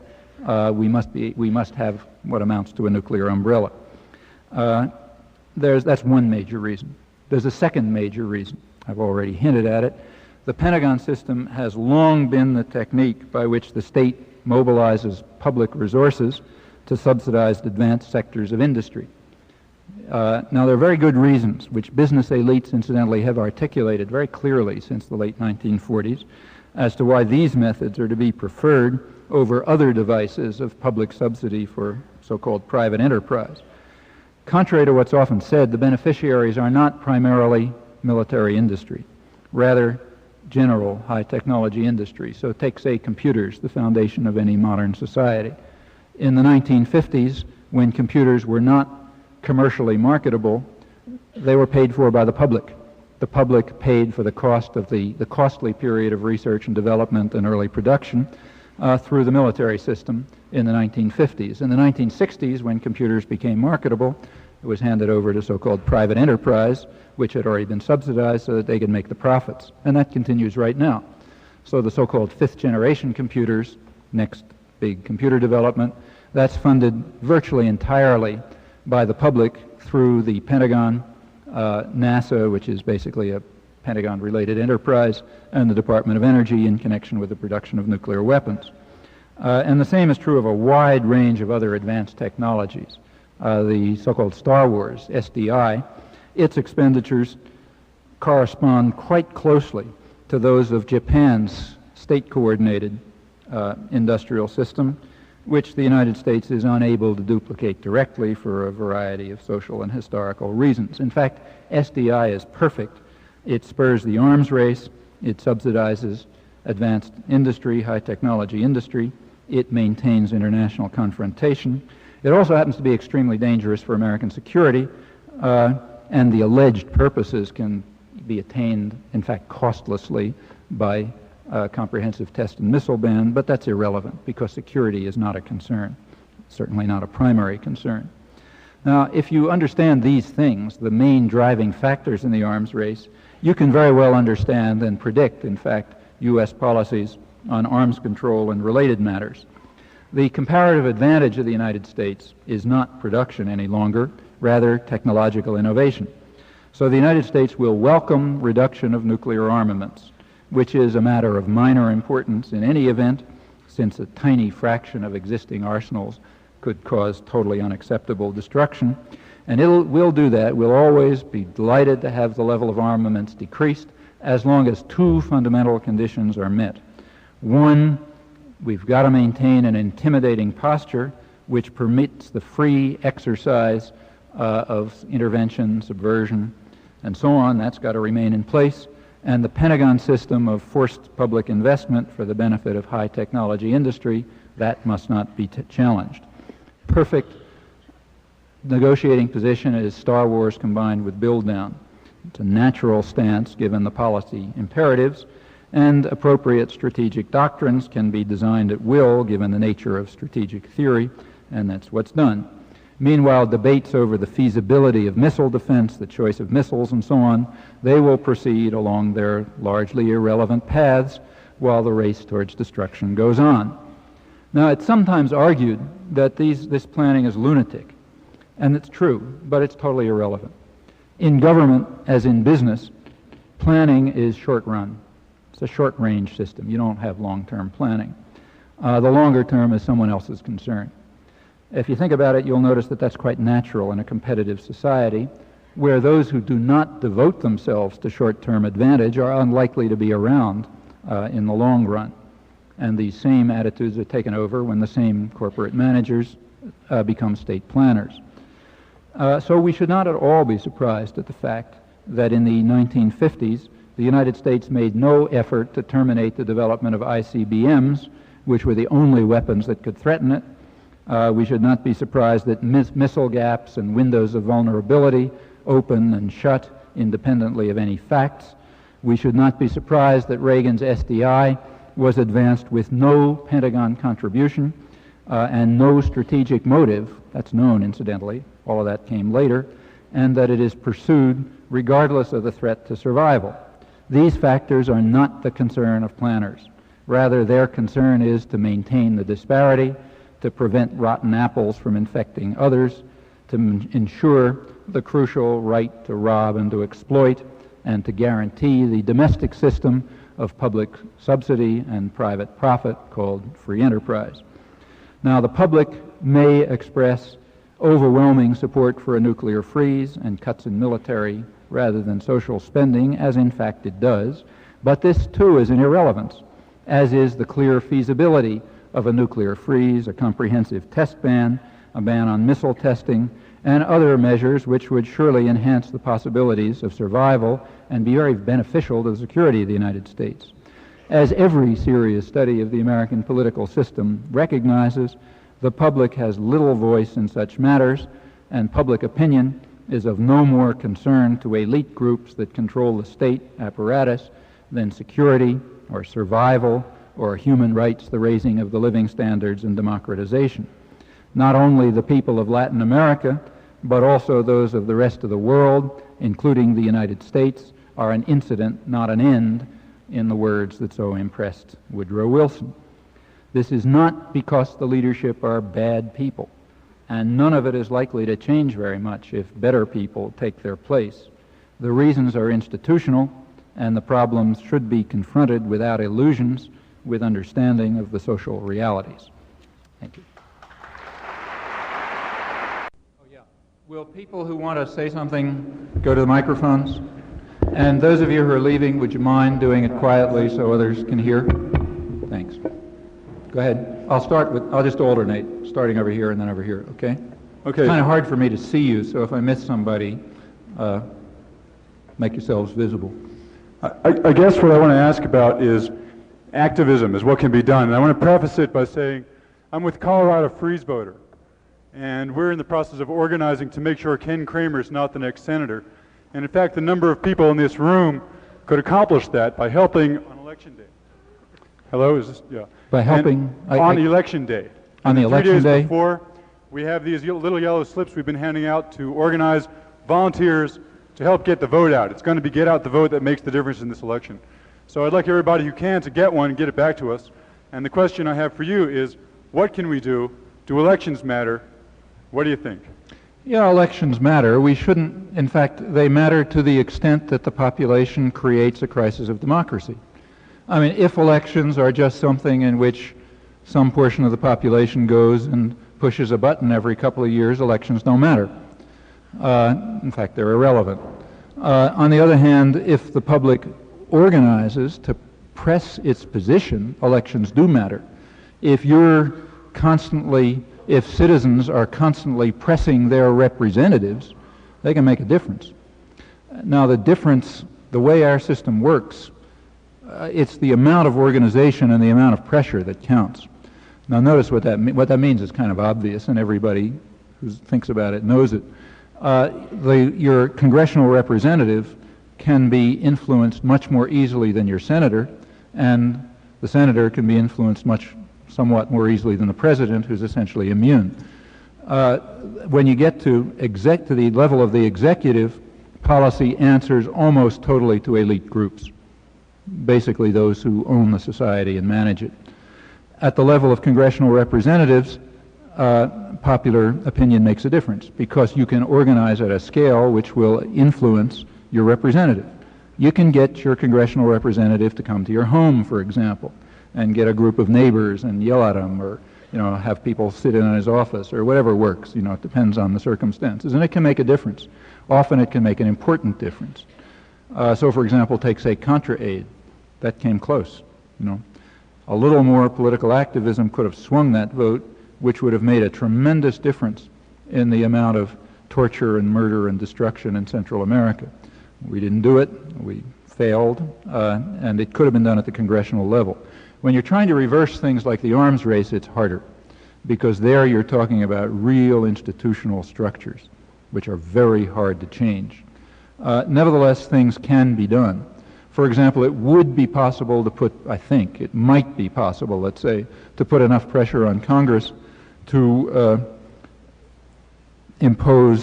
to essentially compel the government to join the comprehensive test ban and to extend it to a comprehensive ban on both nuclear weapons tests and missiles.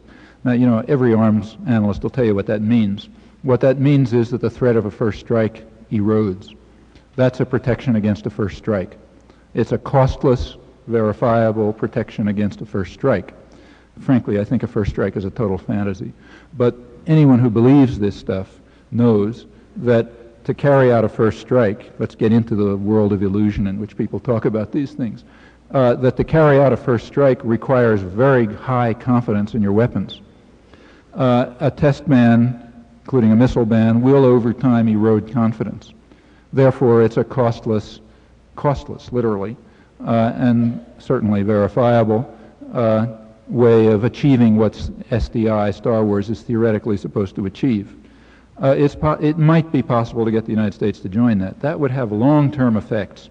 It wouldn't change the system right off, but it would have the effect of beginning to modify the system of industrial management, which uses the Pentagon as the way of forcing the public to subsidized high-tech industry, and it would, if it was combined with another parallel citizens' effort to block intervention, and hence to undermine the necessity for a nuclear umbrella to permit it to continue, you could imagine very significant changes in the country. But that takes a scale of protest that's well beyond a group of people here and there sitting in at their congressman's office or, inviting your representative to your house. It's a matter of scale. Sure, elections can matter, if they are just the forward edge of a citizenry that's really insisting on participating in determining policy at every stage of the game, from planning through implementation. If elections are just something that you show up for every once in a while, you're just playing a game designed by elites. As you may know, there's been a lot of activity here on campus with regard to the Central Intelligence Agency and the CIA. And there's also been a lot, well not a lot, but relatively a lot in the mainstream media about the role of the CIA in Central America recently because of Hassan Foss and a few other things. And I'm wondering if you can comment a little bit on the role of the CIA in Central America and maybe relate that to the fact that there was a recent congressional study which said that the CIA needed more money because they weren't carrying out their intelligence factor. Yeah. Well, the CIA in Central America is, what they're doing in secret, nobody, one that doesn't know, and there is no doubt that nobody should be surprised that an administration committed to lawlessness, will find complex ways to evade congressional restrictions, just as it snubs its nose at international law in the World Court, obviously. So nobody should be surprised at the discovery that the Reagan administration had established a complex network to provide AIM arms for what it itself calls its proxy army in violation of congressional restrictions. However, it's harder than if it's open. And in fact, now it's open. The worst feature of the recent congressional vote was not so much the $100 million. A lawless administration will find a way to fund its terrorist army one way or another. The worst feature of it was the involvement of the CIA, which is now open and legitimate. Now, sources have already leaked that means right off about $400 million in CIA funds, but the point is it's essentially endless. The CIA does what it wants. Theoretically, there's senatorial control, but since it's secret, it doesn't exist. That means that now the CIA can escalate the war as it chooses with limitless funds. Now, the United States is a very rich, powerful, and also very violent and murderous state. No small country can possibly resist this kind of attack. We could buy up the whole country and turn it into mercenaries, given the relative scale. We can carry out massive terror. There's almost no limits to what the United States can do. Just look at the comparison between the United States and Nicaragua. It's ridiculous. So once the CIA is let loose, essentially the bars are down. And that, apart from what that means to Nicaragua and maybe the rest of the region, we might bear in mind that it has other possible consequences. For example, one thing that the CIA might try to do, if the CIA's terrorist army cannot succeed in its aims of it's already succeeded, notice. The United States has already won the war, essentially. We have forced the Sandinistas to divert resources away from social reforms, exactly as the government states, and that opens the way for every hypocrite in the United States, as I said, to point to that fact as their failure and therefore to argue that we have to go attack them more, just as any commissar would say under comparable circumstances in the Soviet Union. So that's already won. Now the only question is, can we pursue it to the point where we restore, where we do say what the liberal editors of the Washington Post tell us ought to be done? I'm quoting now, to restore Nicaragua to the Central American mode. Can we turn it into a state based on terror and torture like El Salvador and Guatemala? Or can we return it to a state like Honduras where half the population is starving to death?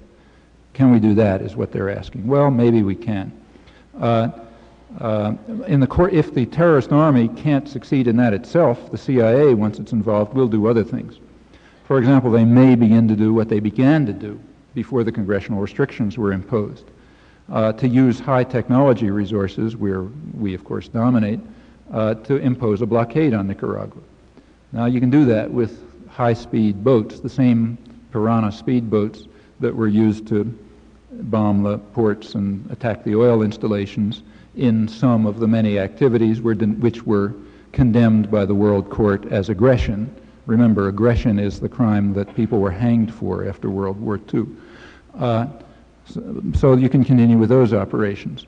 Nicaragua plainly can't stop them. They don't have the technology to stop them. But those operations will, if they move towards a blockade, they'll be directed particularly against Cuban and Soviet shipping. Cuba and the Soviet Union have means to respond.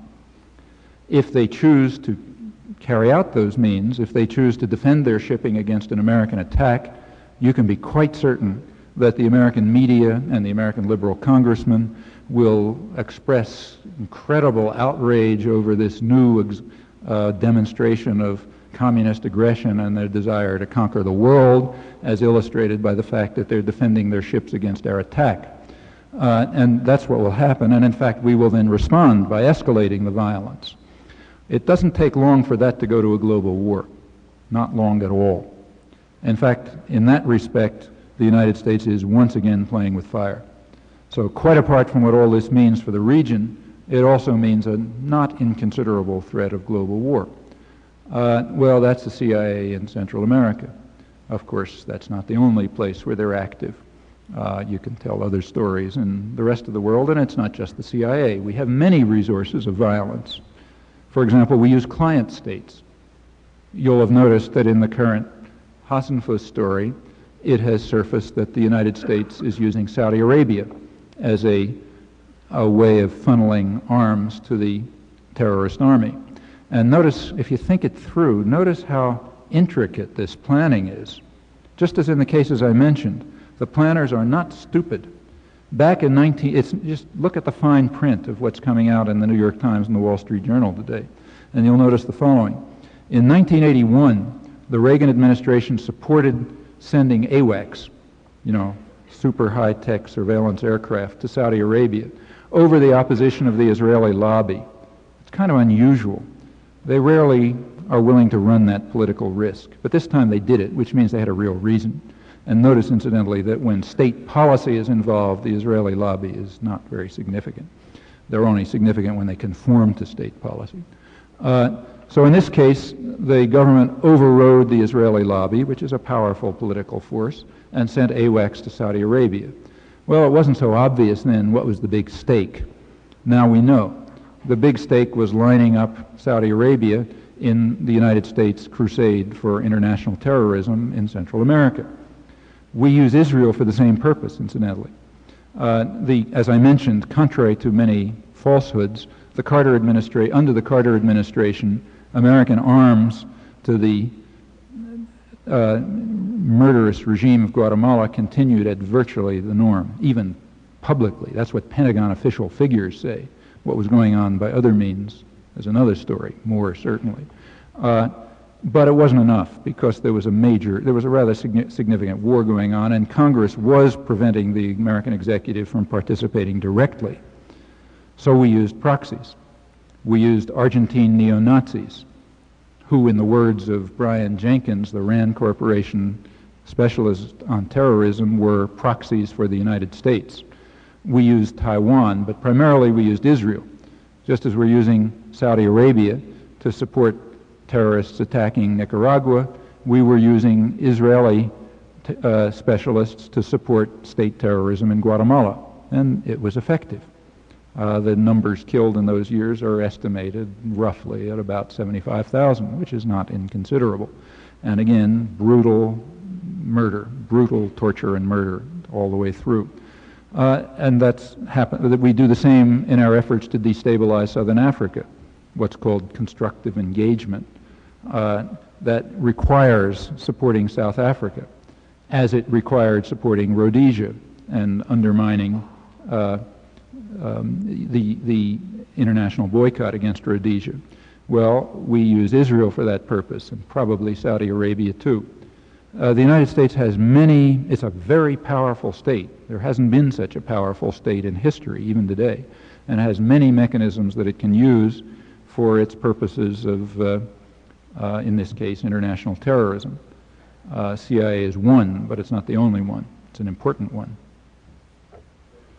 Yes, you spoke briefly about mass media a while ago, and I'd like for you to expand on that. Who, in your opinion, how do they control the mass media, and who does it? Well, the mass media are, in the first place, major corporations. That's what they are. They are some of the biggest corporations in the country, and they're closely interlocked with other corporations. In fact, they are part of the small network of individuals and interests which effectively own the private economy and staff the state executive.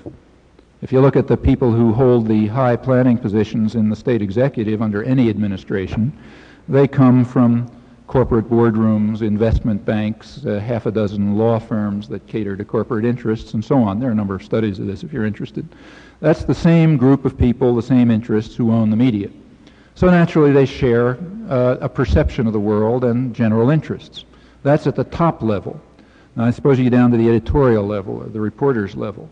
Well, you know, at that point you find pressures to conform. A young journalist will quickly learn that certain things are reportable and other things aren't. You can say things in a certain way and you can't say things in other ways. And you learn it from your editors, or the people right above you, and they've learned it from the people right above them. Remember, corporations are the private equivalent of what we call fascism in the political realm.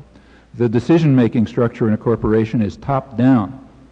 You give orders and they get executed by down below and so on and so forth, and the orders ultimately come from the owners. Furthermore, the media have a market.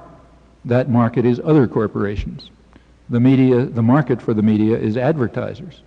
Remember, the media do not make their money on sales to you and me. In fact, every purchase of a newspaper or journal usually costs them money. Right? That's the way the political economy of the media work. Their market is advertisers, which imposes yet another constraint. They want to maintain a relationship to the state, which is their friends. You know, there's a kind of interpenetration up and back. In fact, even the individuals flow up and back. You know, Bernard Kalb, Leslie Gelb, et cetera, of course they flow up and back because they represent the same interests. There's a constant flow between corporate boardrooms, state managers, media executives and top-level media people, university elites who play the game by the rules and so on. They all belong to the same privileged elite. They all benefit the same way. They perceive the world the same way. If any of them get out of line, they're excluded. And that can happen even at a very high level. So, for example, a couple of years ago, the top editorial staff of the New York Times was essentially thrown out, John Oakes and others, because they were beginning to deviate a little bit. And if you look at the mechanisms, it's very clear. A couple of years, I think it was about the mid-'70s, there began to be reports in the business press, the Wall Street Journal, the Business Week, pointing out subtly that New York Times stock was declining on the stock market. And they pointed out, here I'm quoting, they said, if the New York Times doesn't realize that it's a business, soon it won't be in business any longer. Well, and in fact, they did replace a good part of the top editorial board at that time. What was the great crime that the New York Times was committing at that point? Well, if you look back, it turns out that they were editorially supporting some very mild fiscal reform measures that business didn't happen to like. And that was enough to set in motion the technique of control. You'll notice that the state is under exactly the same technique of control in a capitalist democracy. Suppose that the state, in fact, is staffed by those who have resources. But suppose it tried to deviate. Suppose it started to pursue policies that didn't conform to the interests of those who make the investment decisions, who essentially own the place. Well, what would happen, in fact does happen, is a decline in investment, the beginning of capital flight, just a little bit, enough to tell them that the country is going to go down the tube unless they go back to the main course. Now, what that means is that when true decision-making power is in private hands, the political system is marginal and the ideological institutions are limited. And incidentally, these conditions almost never arise because they're all staffed by people with the same interests and the same background and the same perception anyway. Getting back again to the reporter, they just shape up, or else they're out. And what typically, incidentally, this happens in universities too. Those of you who are going on in the ideological professions, the social sciences and so on, you'll learn this. You'll learn that you got to conform. Now, it's not 100%. You know, the system is willing to tolerate statistical error. But it's got to be enough so that there isn't any significant deviation. And you do come under pressures to conform. All sorts of pressures. You'll find out what they are if you don't know already.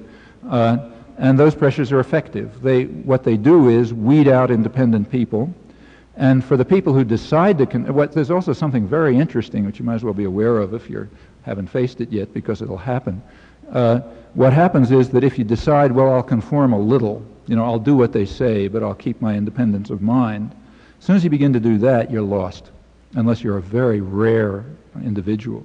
Because what happens is you begin to conform, you begin to get the privilege of conformity, you soon come to believe what you're saying because it's useful to believe it, and then you've internalized the system of indoctrination and distortion and deception, and then you're a willing member of the privileged elites that control thought and indoctrination. That happens all the time, all the way to the top, you know. I mean, it's a very rare person, very rare, almost to the point of non-existence, who can tolerate what's called cognitive dissonance, you know, saying one thing and believing another. You start saying certain things because it's necessary to say them, and pretty soon you're believing them, because you just have to. There is no atrocity, in my view, that we know of, that has been carried out in the world that wasn't justified by its perpetrators as highly moral. That includes, incidentally, Nazi genocide. You know, you read Himmler's diaries to go to the sort of extreme, and it's all full of how noble this is and how much strength it requires and so on and so forth. Slavery was justified by the slave owners with moral arguments. If we had records from Attila the Hun, we'd probably find out that what he was doing was highly moral, you know, same with Stalin and every mass murderer in history. And it happens at a much lower level for individuals. Incidentally, you're all familiar with this from your personal lives, and it's worth bearing in mind.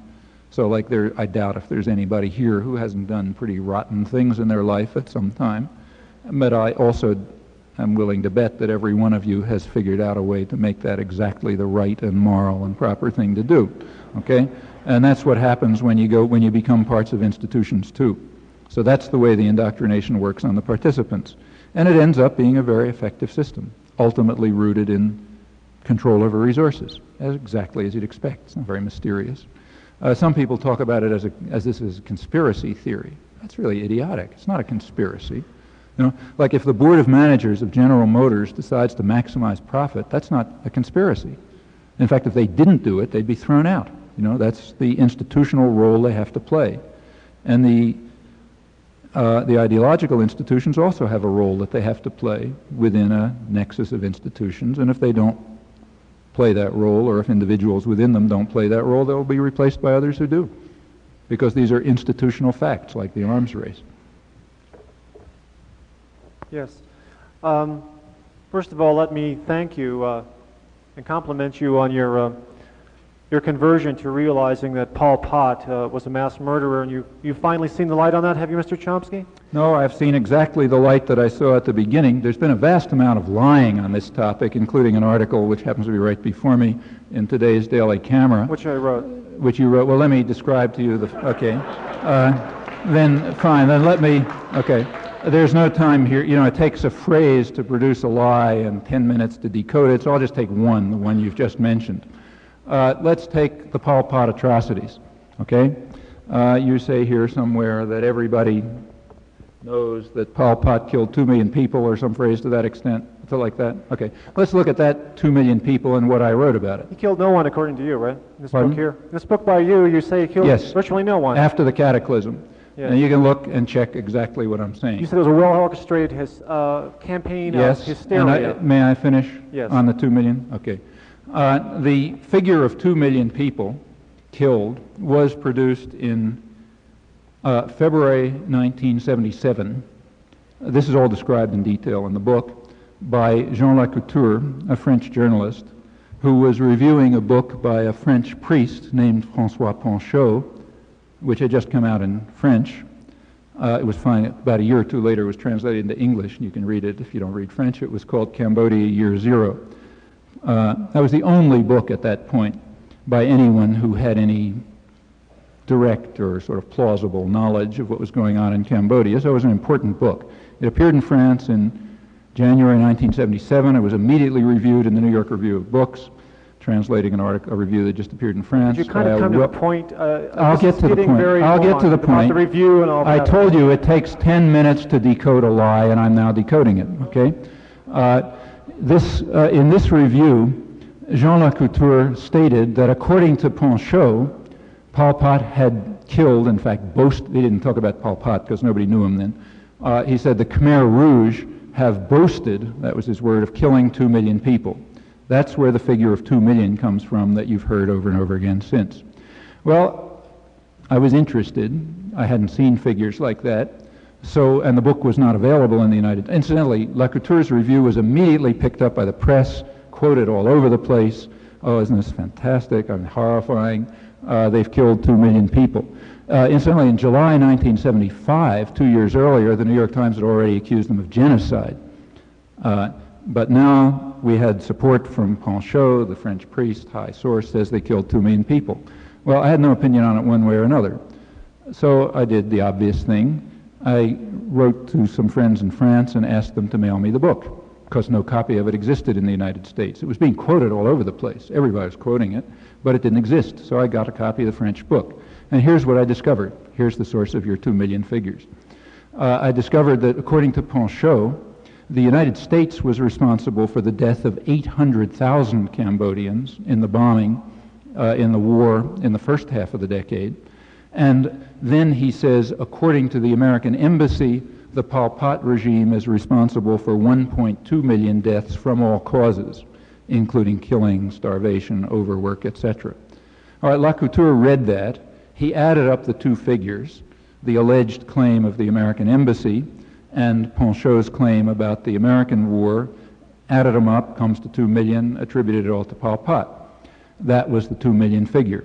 Well, I did the next obvious thing.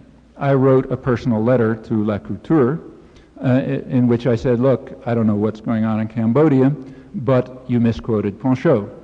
I gave a series of misquotes. It turns out that every reference of his to the book was a total... May I interrupt you for a moment? May I continue? We have some Cambodians here in Boulder. I will just a second. You asked me to talk about your particular lie. I will now talk about it, okay? If you wanted me to talk about other lies, I'll talk about them. If you'll bear with me on this, it's a very illuminating story about the way a system of indoctrination works and about the way commissars work. Let's continue. Cambodians in Boulder. May I continue? Let's go. May I continue? You don't want me.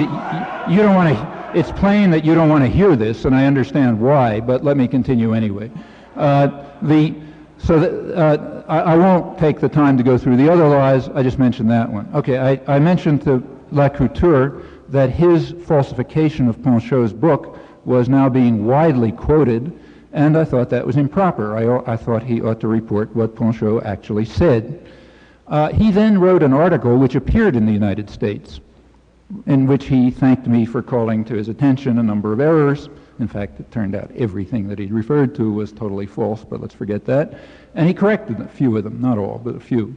In the case of the number of people killed, here's what he said. He said maybe the number killed was thousands or hundreds of thousands. But he said, did it really matter? In other words, did it really matter whether the actual number was in the thousands or in the millions? No, he said, it doesn't matter. It's about the same. And everyone thought that was just wonderful and very heroic. And after that, everyone continued to quote the 2 million figure, even after he had said, well, maybe it's in the thousands, and of course I misquoted. Now, just imagine that somebody were to say that about an American atrocity, you know? I mean, like in El Salvador, the United States is responsible for 50,000 deaths in the last 5 years. Suppose somebody came along and said, well, it's 50 million deaths, or 5 billion deaths, a factor of 1,000. Suppose somebody wrote, the United States is responsible for 5 billion deaths, you know, or 50 million deaths in El Salvador. And then suppose somebody said, well, look, you know, you misquoted and so on. And he says, well, after all, what's a factor of 1,000, you know? I mean, we would think that that's ludicrous. Of course a factor of 1,000 matters. It matters whether it's thousands killed as an atrocity. But millions killed, in particular a boast of millions killed, that's a very different atrocity. Factor of these things did matter. Factor of 100, a factor of 1,000, all of those things matter. I wrote an article, and after Lacouture said he didn't think it mattered, but a colleague of mine named Edward Herman, economist at the University of Pennsylvania, he and I wrote an article in The Nation in which we gave the first actual review of Panchaud's book.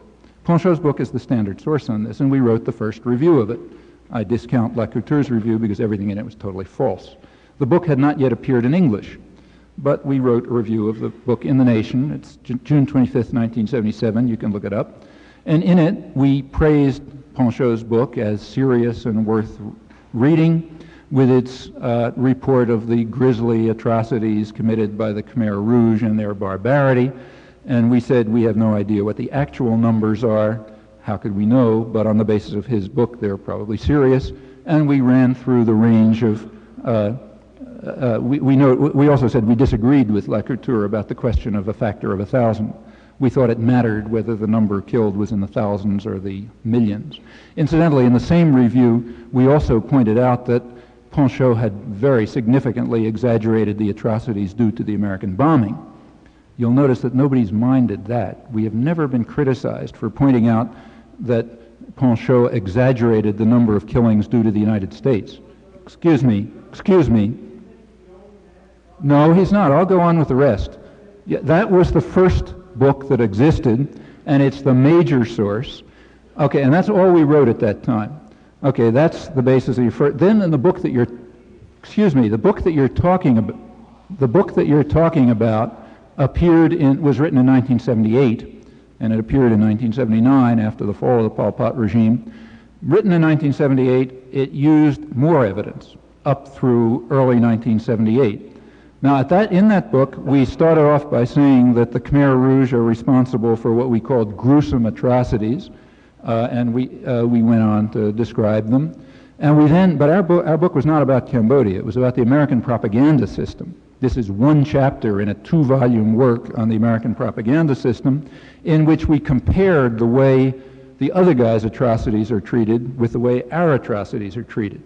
And the point that we made with 2 volumes of documentation is that when it's the other guy's atrocities, the press vastly exaggerates them and fabricates and so on, and what's our atrocities, they suppress them and remain quiet about them and so on. One of dozens of cases discussed is Cambodia, and we pointed out this example, but we also pointed out something else. We pointed out that the only people who knew anything about Cambodia was American intelligence. Okay? I mean, they actually had evidence about Cambodia. They were monitoring it closely. And in fact, by then I had contacted State Department intelligence to find out what they were saying, and it's given in there. What they were saying, first of all, they said that this claim of Panchaud's about 1.2 million was an invention. They had never produced any such thing. And then they said, and in fact this was said in public, and we quoted in the book, in mid-1977, which is about the latest evidence, they said that the number of people killed by, they said that no doubt that they're atrocities, they said it's in the tens or hundreds of thousands, not from mass genocide, but from brutal overwork and harsh conditions. So American intelligence estimate was tens or hundreds of thousands, and we cited that as well. We came out with no conclusion of our own about the numbers. In fact, we ended up by saying, well, maybe the 2 million figure will turn out to be right, even if it was totally fabricated. But tentatively, we assumed that American intelligence was probably right. Okay? Now let's turn to the last point. Now there's a lot of evidence. See, after the fall of the Pol Pot regime, a lot of evidence came out. Okay, I've now finished with everything I wrote about the topic, which was perfectly accurate. No one has ever found one minor error even. There have been lies, like what you just heard, but no errors. Now let's turn to another question. What the actual numbers are. Well, here you can turn to subsequent scholarship. It's certainly not known in detail, but there is subsequent scholarship. In fact, there are 2 major sources at the moment. One of them is a book on the Pol Pot period by the only authentic Cambodia scholar who has written on the topic, Michael Vickery. He's actually American. In fact, he was actually in the Foreign Service. He's a specialist on Cambodia, speaks Khmer. His wife's family was all massacred by Pol Pot. He worked in the refugee camps and so on, and he has a book called Cambodia, 1975 to 1979, in which he gives a detailed demographic study, region by region, putting together whatever evidence he could, and so on and so forth. The book was very highly praised in England by Indochina scholars and so on and so forth. It's never been reviewed in the United States, that was published here. His conclusion is that, except in marginal journals. In fact, a professor here reviewed it in the monthly review. I will tell you, because this is important, that's why. That's why. Let me, do you want to, do you want to know the answer to this question or don't you? You don't, okay. Well, all right, let me just ask for a show of hands. How many people want me to give you this answer? Okay. Then, final remark, what is his,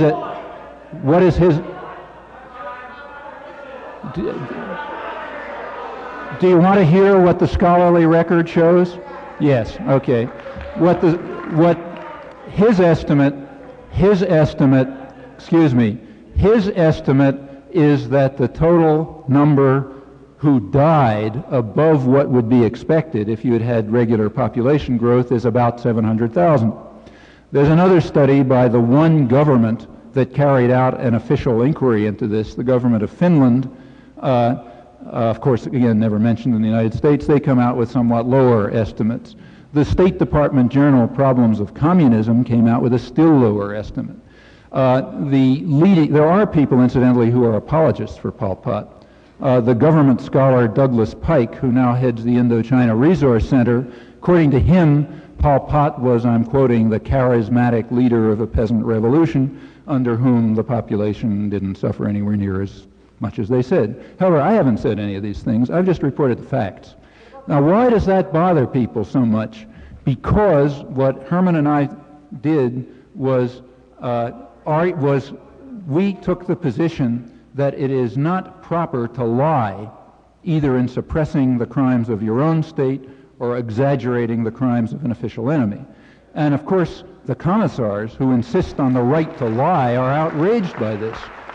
Do you want to go on to the next lie, this one having been discussed?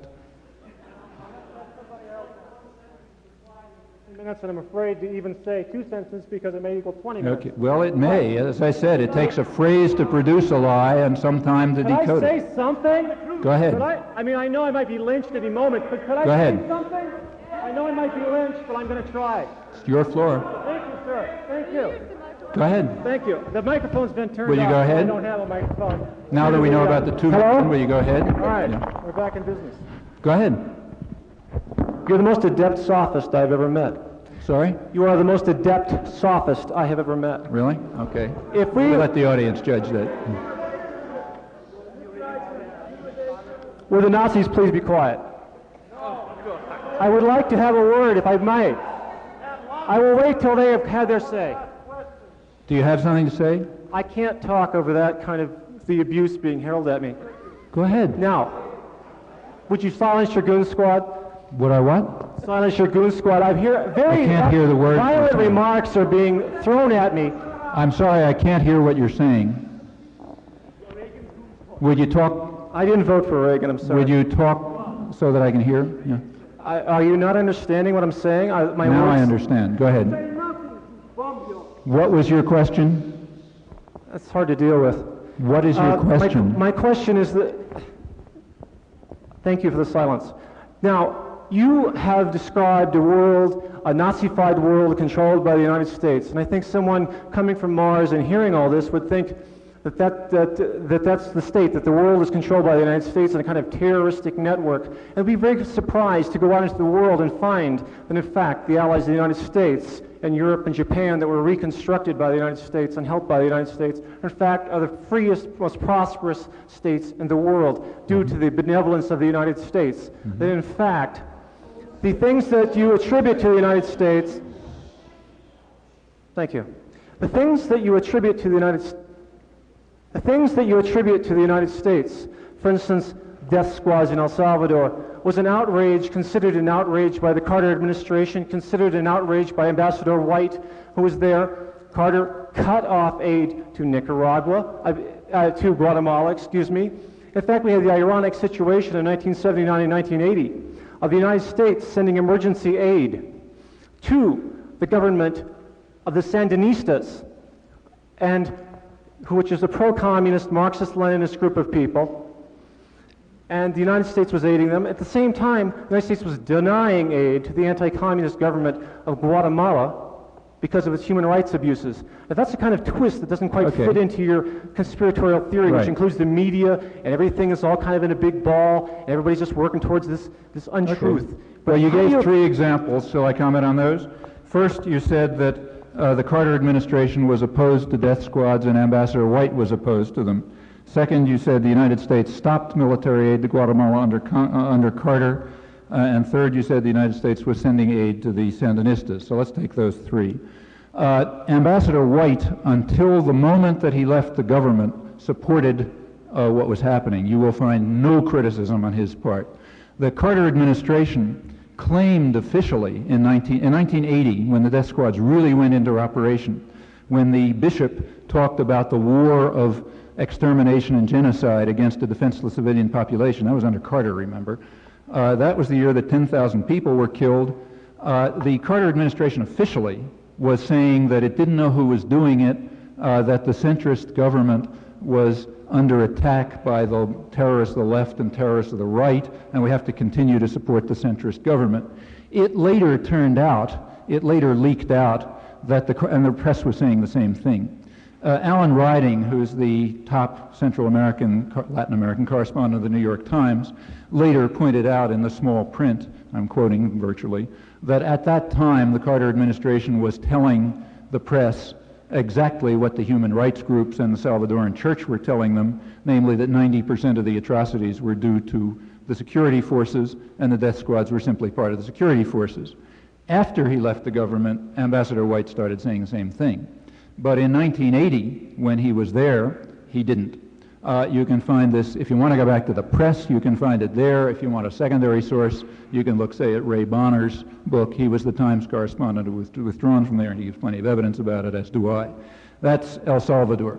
The death squads were implemented under the Reagan administration, and in fact it's misleading to call them death squads because they were essentially the security forces that we were supporting, doing exactly what the assassinated archbishop said they would do. Military aid to Guatemala. Here you have to go back to the Pentagon records, and you will find exactly what I said. Recall the words. Under Carter, military aid to Guatemala continued at virtually the norm, and that is true. It's in the Pentagon printouts. If you want a source, you can look at the most accessible source is an article by Lars Schultz, the guy I mentioned before, who's a leading mainstream specialist, State Department advisor, and so on and so forth. It's in a book, in an article called Guatemala, which appears in a book edited by Martin Diskin called Trouble in Their Backyard about 2 years ago, and in it he just has a page of Pentagon printouts. And he points out that, contrary to what everyone says, the aid continued to flow. Now, if you want me to go through the details, I'll explain it. There are all sorts of devices to keep aid from flowing, even when you don't, when aid is not authorized. You can say it's in the pipeline. You can do all sorts of things. But the fact is there. You can check it up if you like.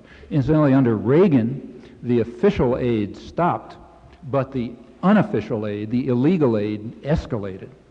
That has recently been been developed in great detail by another Latin American correspondent, a very good one named Alan Nairn. You can find an account of it in the August issue of the Progressive in response to a State Department claim and in earlier articles of his there which are referred to. In fact, the military aid, including even tanks and so on under Reagan, went way up by essentially the kind of mechanisms that you see in the Hassenfuss case. You know, complicated deals through Belgium and so on and so forth. That's the second point. Now, what about the aid to the Sandinistas? That's an interesting one. That, in fact, is true, but you got to look a little closer. The Carter administration, what happened is the following, and I'm sorry if this takes a little time, but truth is not easy. Carter supported the Somoza regime till the very end, when it was obvious that Somoza couldn't be saved any longer. Carter tried to develop he proposed that the National Guard be retained, but Somoza leave. It's a system that they called their Somosismo without Somoza. Exactly the same system, because it was the National Guard, the terrorist army, that controlled the population. Somoza was dispensable as far as we were concerned. So Carter's last proposal, this is in fact up to the day in which Somoza fled, was to keep the National Guard and to replace Somoza with some other thug. Furthermore, Carter arranged for one of our clients, Israel, to provide aid to Somoza till the very end. Israel cannot send aid unless we agree. They're much too dependent. And 98% of Somoza's aid was coming from Israel till the last day. In fact, there were still ships on the way. So we supplied him and tried to keep him in business till the end. All right, he couldn't be maintained. The National Guard was driven out. The United States immediately began to rescue the National Guard. We reconstituted them on the border using Argentine neo-Nazis, proxies as our own specialists in terrorism say, and on, so on. All right, now what happens to the aid? Well, here's what it was. You take a look back, and this is what you'll find. Carter proposed $117 million of aid to the new government. That aid, if you look at it, was directed to the private sector. Now, and furthermore, the domestic support for the aid was international banks. Why? Because international banks had lent money. This is part of the whole Latin debt business. They had lent. Now, here we get to the ultimate in hypocrisy, really the ultimate. People, now we find Americans referring to this last-ditch effort to block social reform as a sign of American benevolence. That's monstrous. Next.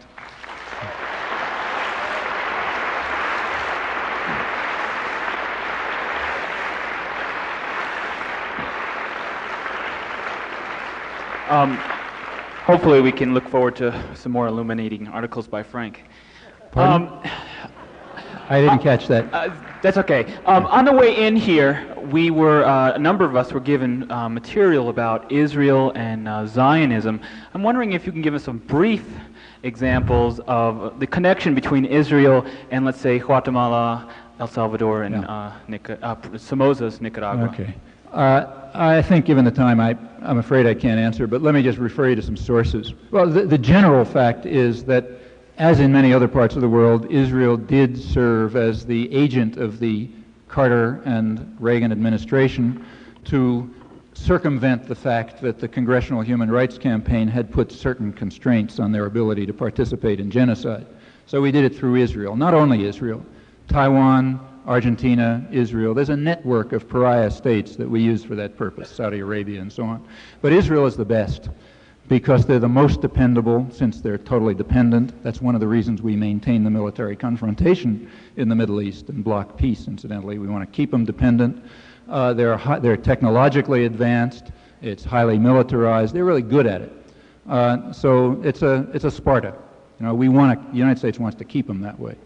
And they were very good at it, and in fact, for example, they provided the computer systems which enabled the Guatemalan government to keep track to monitor electricity and water flow in apartments in Guatemala City, so that if some apartment seemed to have too many people in it, they could send in the death squads to get rid of them, and various things like that. Worked pretty well.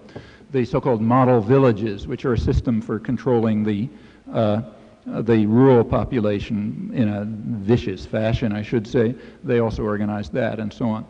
That's Guatemala. The same is true in a lot of other places. If you want some details on it, there's some stuff in my book, Turning the Tide, and a lot of references. You'll find a lot of material in a journal called Israeli Foreign Affairs, if the library has it. They may not. If you can wait a little bit, there's a new book coming out there's an article by Cheryl Rubenberg, who's a professor at Florida State University, which just came out. If you write me a letter, I'll tell you. I forget where it appeared. It slips my mind. It just appeared in, I think, a British journal, if I'm not mistaken. But that's about Israeli aid in Guatemala. And there's a book coming out.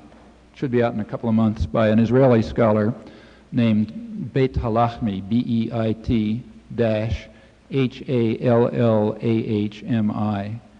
He's a professor at Haifa University, who goes through this. This is in English. He goes through this and other similar things in great detail. So there's some sources you can look at, for details. There's just no time to go into it.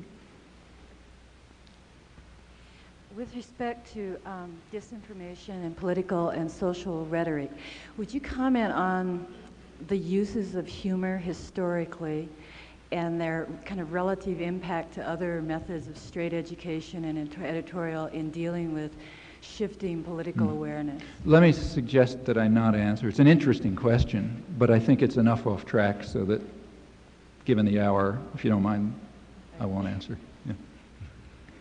I'm interested in hearing you speak on the terms... I'm sorry, it's hard for me to hear. I'd like to hear you speak on the terms liberal and conservative.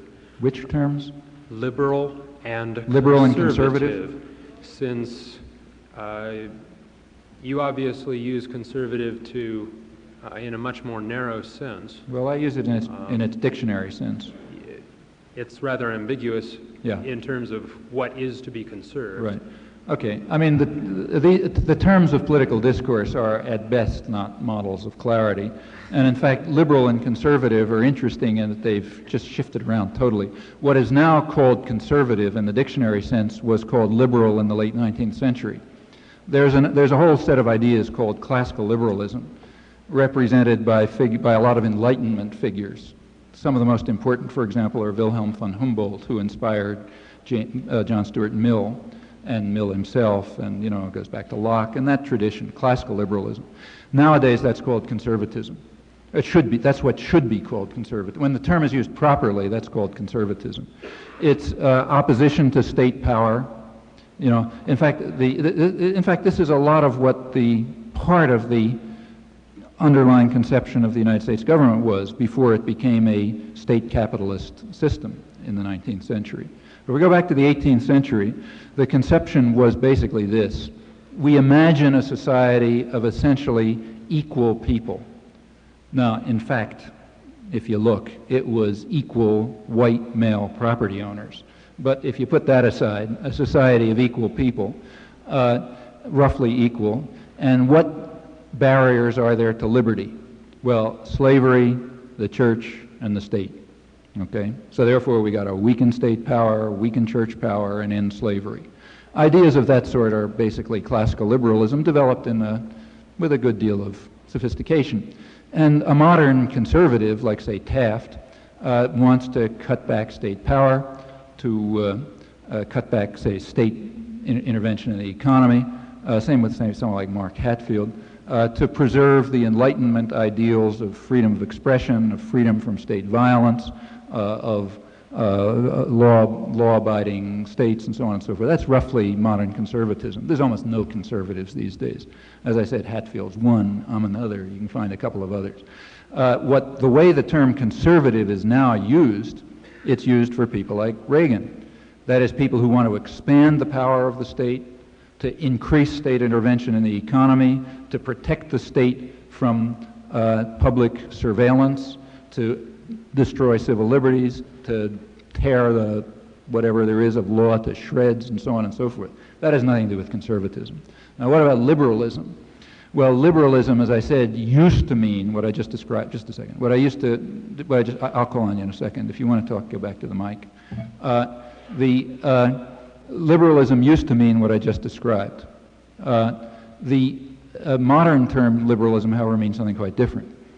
Since, I don't know exactly when, certainly since the 1930s, liberalism has meant a commitment to the use of state power for welfare purposes.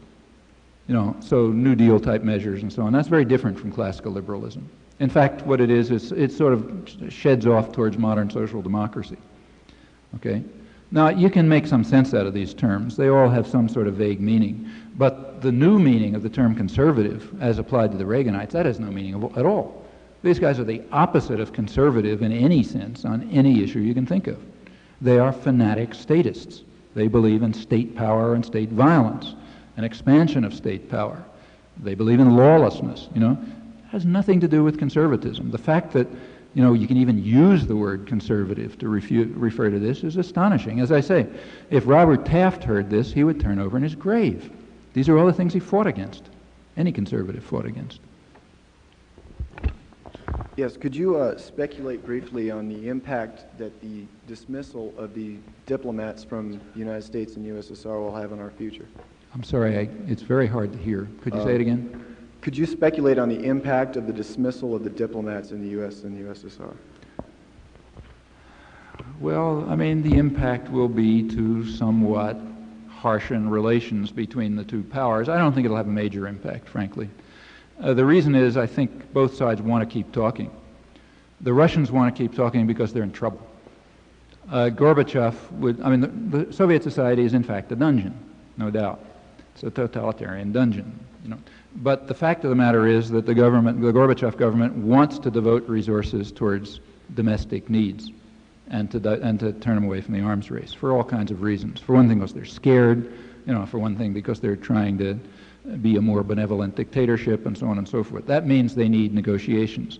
That's why Gorbachev has made this incredible series of offers. I mean, it's unbelievable when you think about it.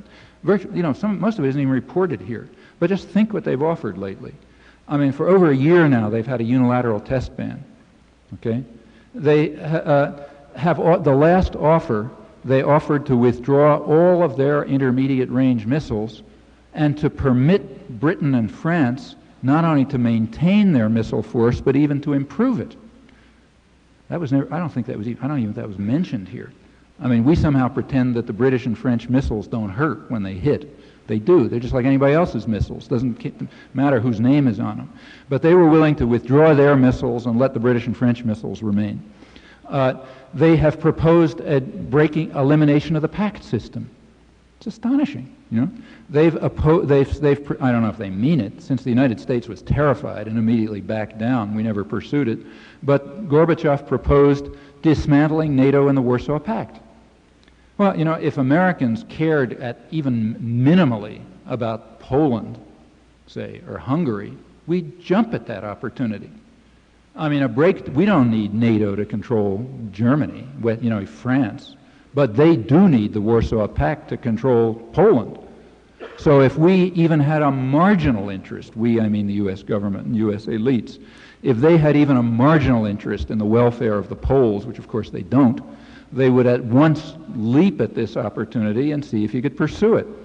I mean, no Soviet government in the world, even if it's run by liberal Democrats, is ever going to withdraw its control over Eastern Europe if Germany is part of a hostile military alliance.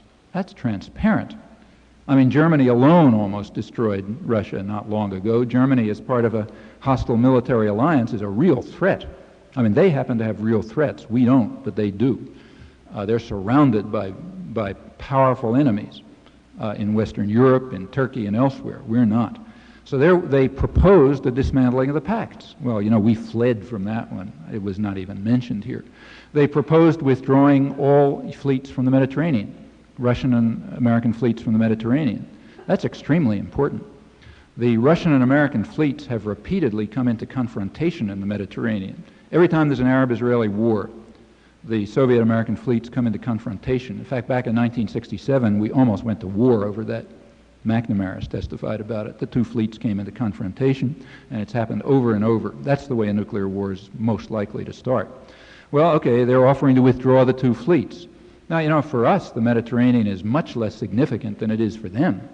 I mean, for them, the Mediterranean is kind of like the Caribbean is for us. That's their only, even more, it's their only warm water exit. But they're willing to withdraw their fleet, they say. We won't pursue it. And on and on. So they've made a number of really astounding proposals, which we don't want to accept, the United States does not want to accept. So I think, from their point of view, they're going to try to play down this conflict. Now, what about from the Reagan point of view? I don't think the Reagan administration wants any kind of a settlement. They would like to have a reduction of number of missiles for the reason I mentioned, because it's totally insignificant and irrelevant, and our comparative advantage is not in production anyway. You know, in fact, our missiles are now using Japanese components. That's in fact true. We're increasingly relying on Japan and even South Korea for the most sophisticated parts of our own missiles, because this Pentagon system of public subsidy is so inefficient, it's extremely inefficient, that we can't compete with our industrial rivals. So production of missiles is not a big business for us. The American comparative advantage is in new technology, and they got to keep that going, and we have no other method other than the Pentagon so far, as very hard to think of another one. So they're going to keep the confrontation going. They need a shield for intervention. They need a way to force the public to subsidize high technology, and therefore they might accept, in fact, they'll welcome reduction in actual level of armaments, but they're always going to keep insisting on continual improvement for these reasons.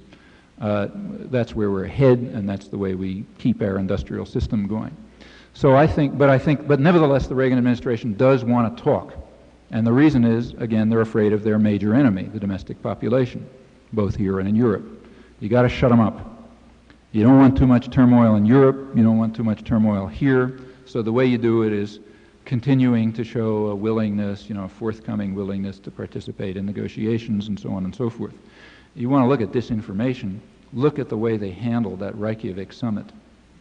It's magnificent, They came out of the Reykjavik summit with George Shultz with a long face and everybody with a long face, all on television saying, oh God, it was a catastrophe, a disaster.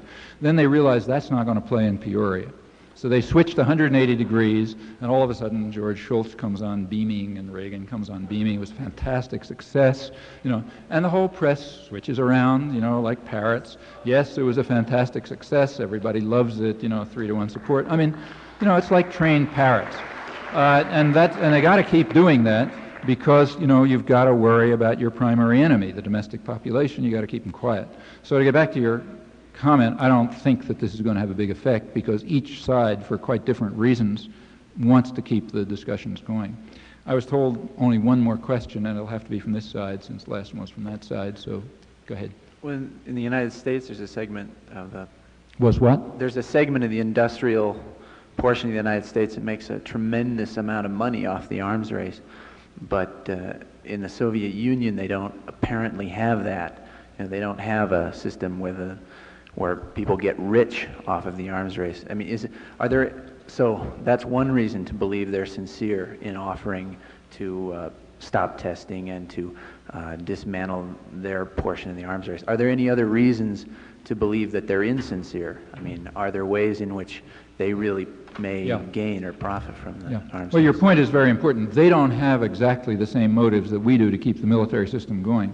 Nevertheless, you'll notice that they have also been dedicated to building up their military system, way beyond any conceivable need of defense. They have actual security problems, which we don't, but nevertheless, their arms buildup has been well in advance of any such reasonable defensive needs. So why do they do it? As you say, it's not, this is a command economy. People just follow orders. So you don't have to get the public to subsidize industry, through devious means. But it is a society it's a state based on force. It's a state based on force and violence. First of all, the Soviet Union itself is an empire internally. The thing that's colored red on the map, that's an empire run by a Russian minority with complex ethnic groupings which are not small, like 40 million Muslims, and I don't know how many Ukrainians, but plenty of them. There's a whole pile of people within that internal empire, and basically they're controlled by force. Furthermore, they control their own population by force. A Leninist state of the sort established in I think one of the big, I talked about some of the techniques of use of terminology to delude. One of the most extreme such cases is the use of the term socialism to refer to the Soviet Union. The Leninist coup, the Bolshevik coup in 1917, and that's what it was a coup, not a revolution. There was a popular revolution, but it was taken over by a managerial elite who immediately dismantled all the socialist institutions. They dismantled the workers' councils, they dismantled the Soviets, and they placed the state in the hands of a revolutionary vanguard of managerial intellectuals, rather like the statist intellectuals in the West, I should say, who took power on the backs of a popular revolution, dismantled the popular institutions, and turned the country into what they themselves called a labor army. That's what Trotsky was calling it in mid-1918, a labor army which will be subordinated to the needs of the leader who will drive them on to utopia and so on and so forth. That's a dream of the intellectuals way back. It's almost a disease of the intelligentsia to look for, to use state power, to use state power, which you can attain on the basis of popular struggles, so that you can then create a properly managed society run by smart intellectuals where everybody does his job and does what he's told and it'll all work fine.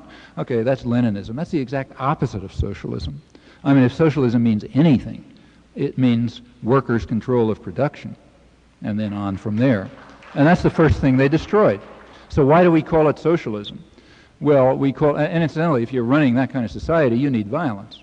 That's the answer to your question. That's why they build up their system. First, the internal empire, then because they need violence to run that managerial state, which is just kind of an extreme form of what Western so-called liberals want, too. It's one of the reasons they shift so easily from being communists to celebrating America and so on and so forth. And furthermore, they've got Eastern Europe to contend with. As long as we keep Germany in a hostile military alliance, they're certainly going to control Eastern Europe, and they're going to do it by force, because there's no other way. So now, a last comment, which is not exactly your question. Why is this stuff called socialism? Well, you see, here you have one of the rare cases where the two major propaganda systems in the world agree on something, agree on a certain form of deception. And when that happens, it's very hard to extricate yourself from it. Why do they agree? Well, the United States propaganda system wants to call that socialism so as to defame socialism, right? To destroy the idea that there could really be popular democratic control over the basic institutions of the society. That's hated by American elites, so if you can associate it with a Soviet dungeon, great. That's why we call it socialism on this side. What about their propaganda system? Well, they are trying to get the maximal mileage that they can out of the moral force, which is quite real and quite justified, that's associated with the socialist ideals. And in fact, libertarian socialism, in my view, is the true inheritor of classical conservatism and liberalism. Could go into that if you like.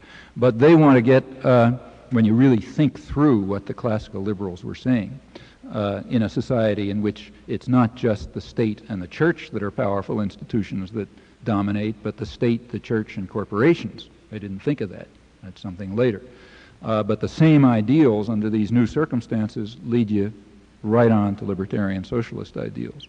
And people understand that. A lot of people understand that out of the United States, outside the United States. The United States is an intellectually and culturally very backward area where these topics can't be discussed. But in other parts of the world that are less controlled, they can be. And there's a certain proper kind of moral prestige or aura associated with these libertarian ideals, and the Soviet leadership would like to, gain for themselves whatever they can by association with them, so they call their system socialist, and we call that system socialist in order to defame it by associating socialism with them. So everybody calls it socialist, and that's one of the most terrific techniques for destroying socialism that exists. If you want more stuff on this, I have an article that just came out called The Soviet Union versus Socialism, which was in fact sent to a Marxist journal who wouldn't publish it, though they commissioned it, and it later came out in an anarchist journal. And I go into this somewhere else. I'm sorry, but I was told we got to stop.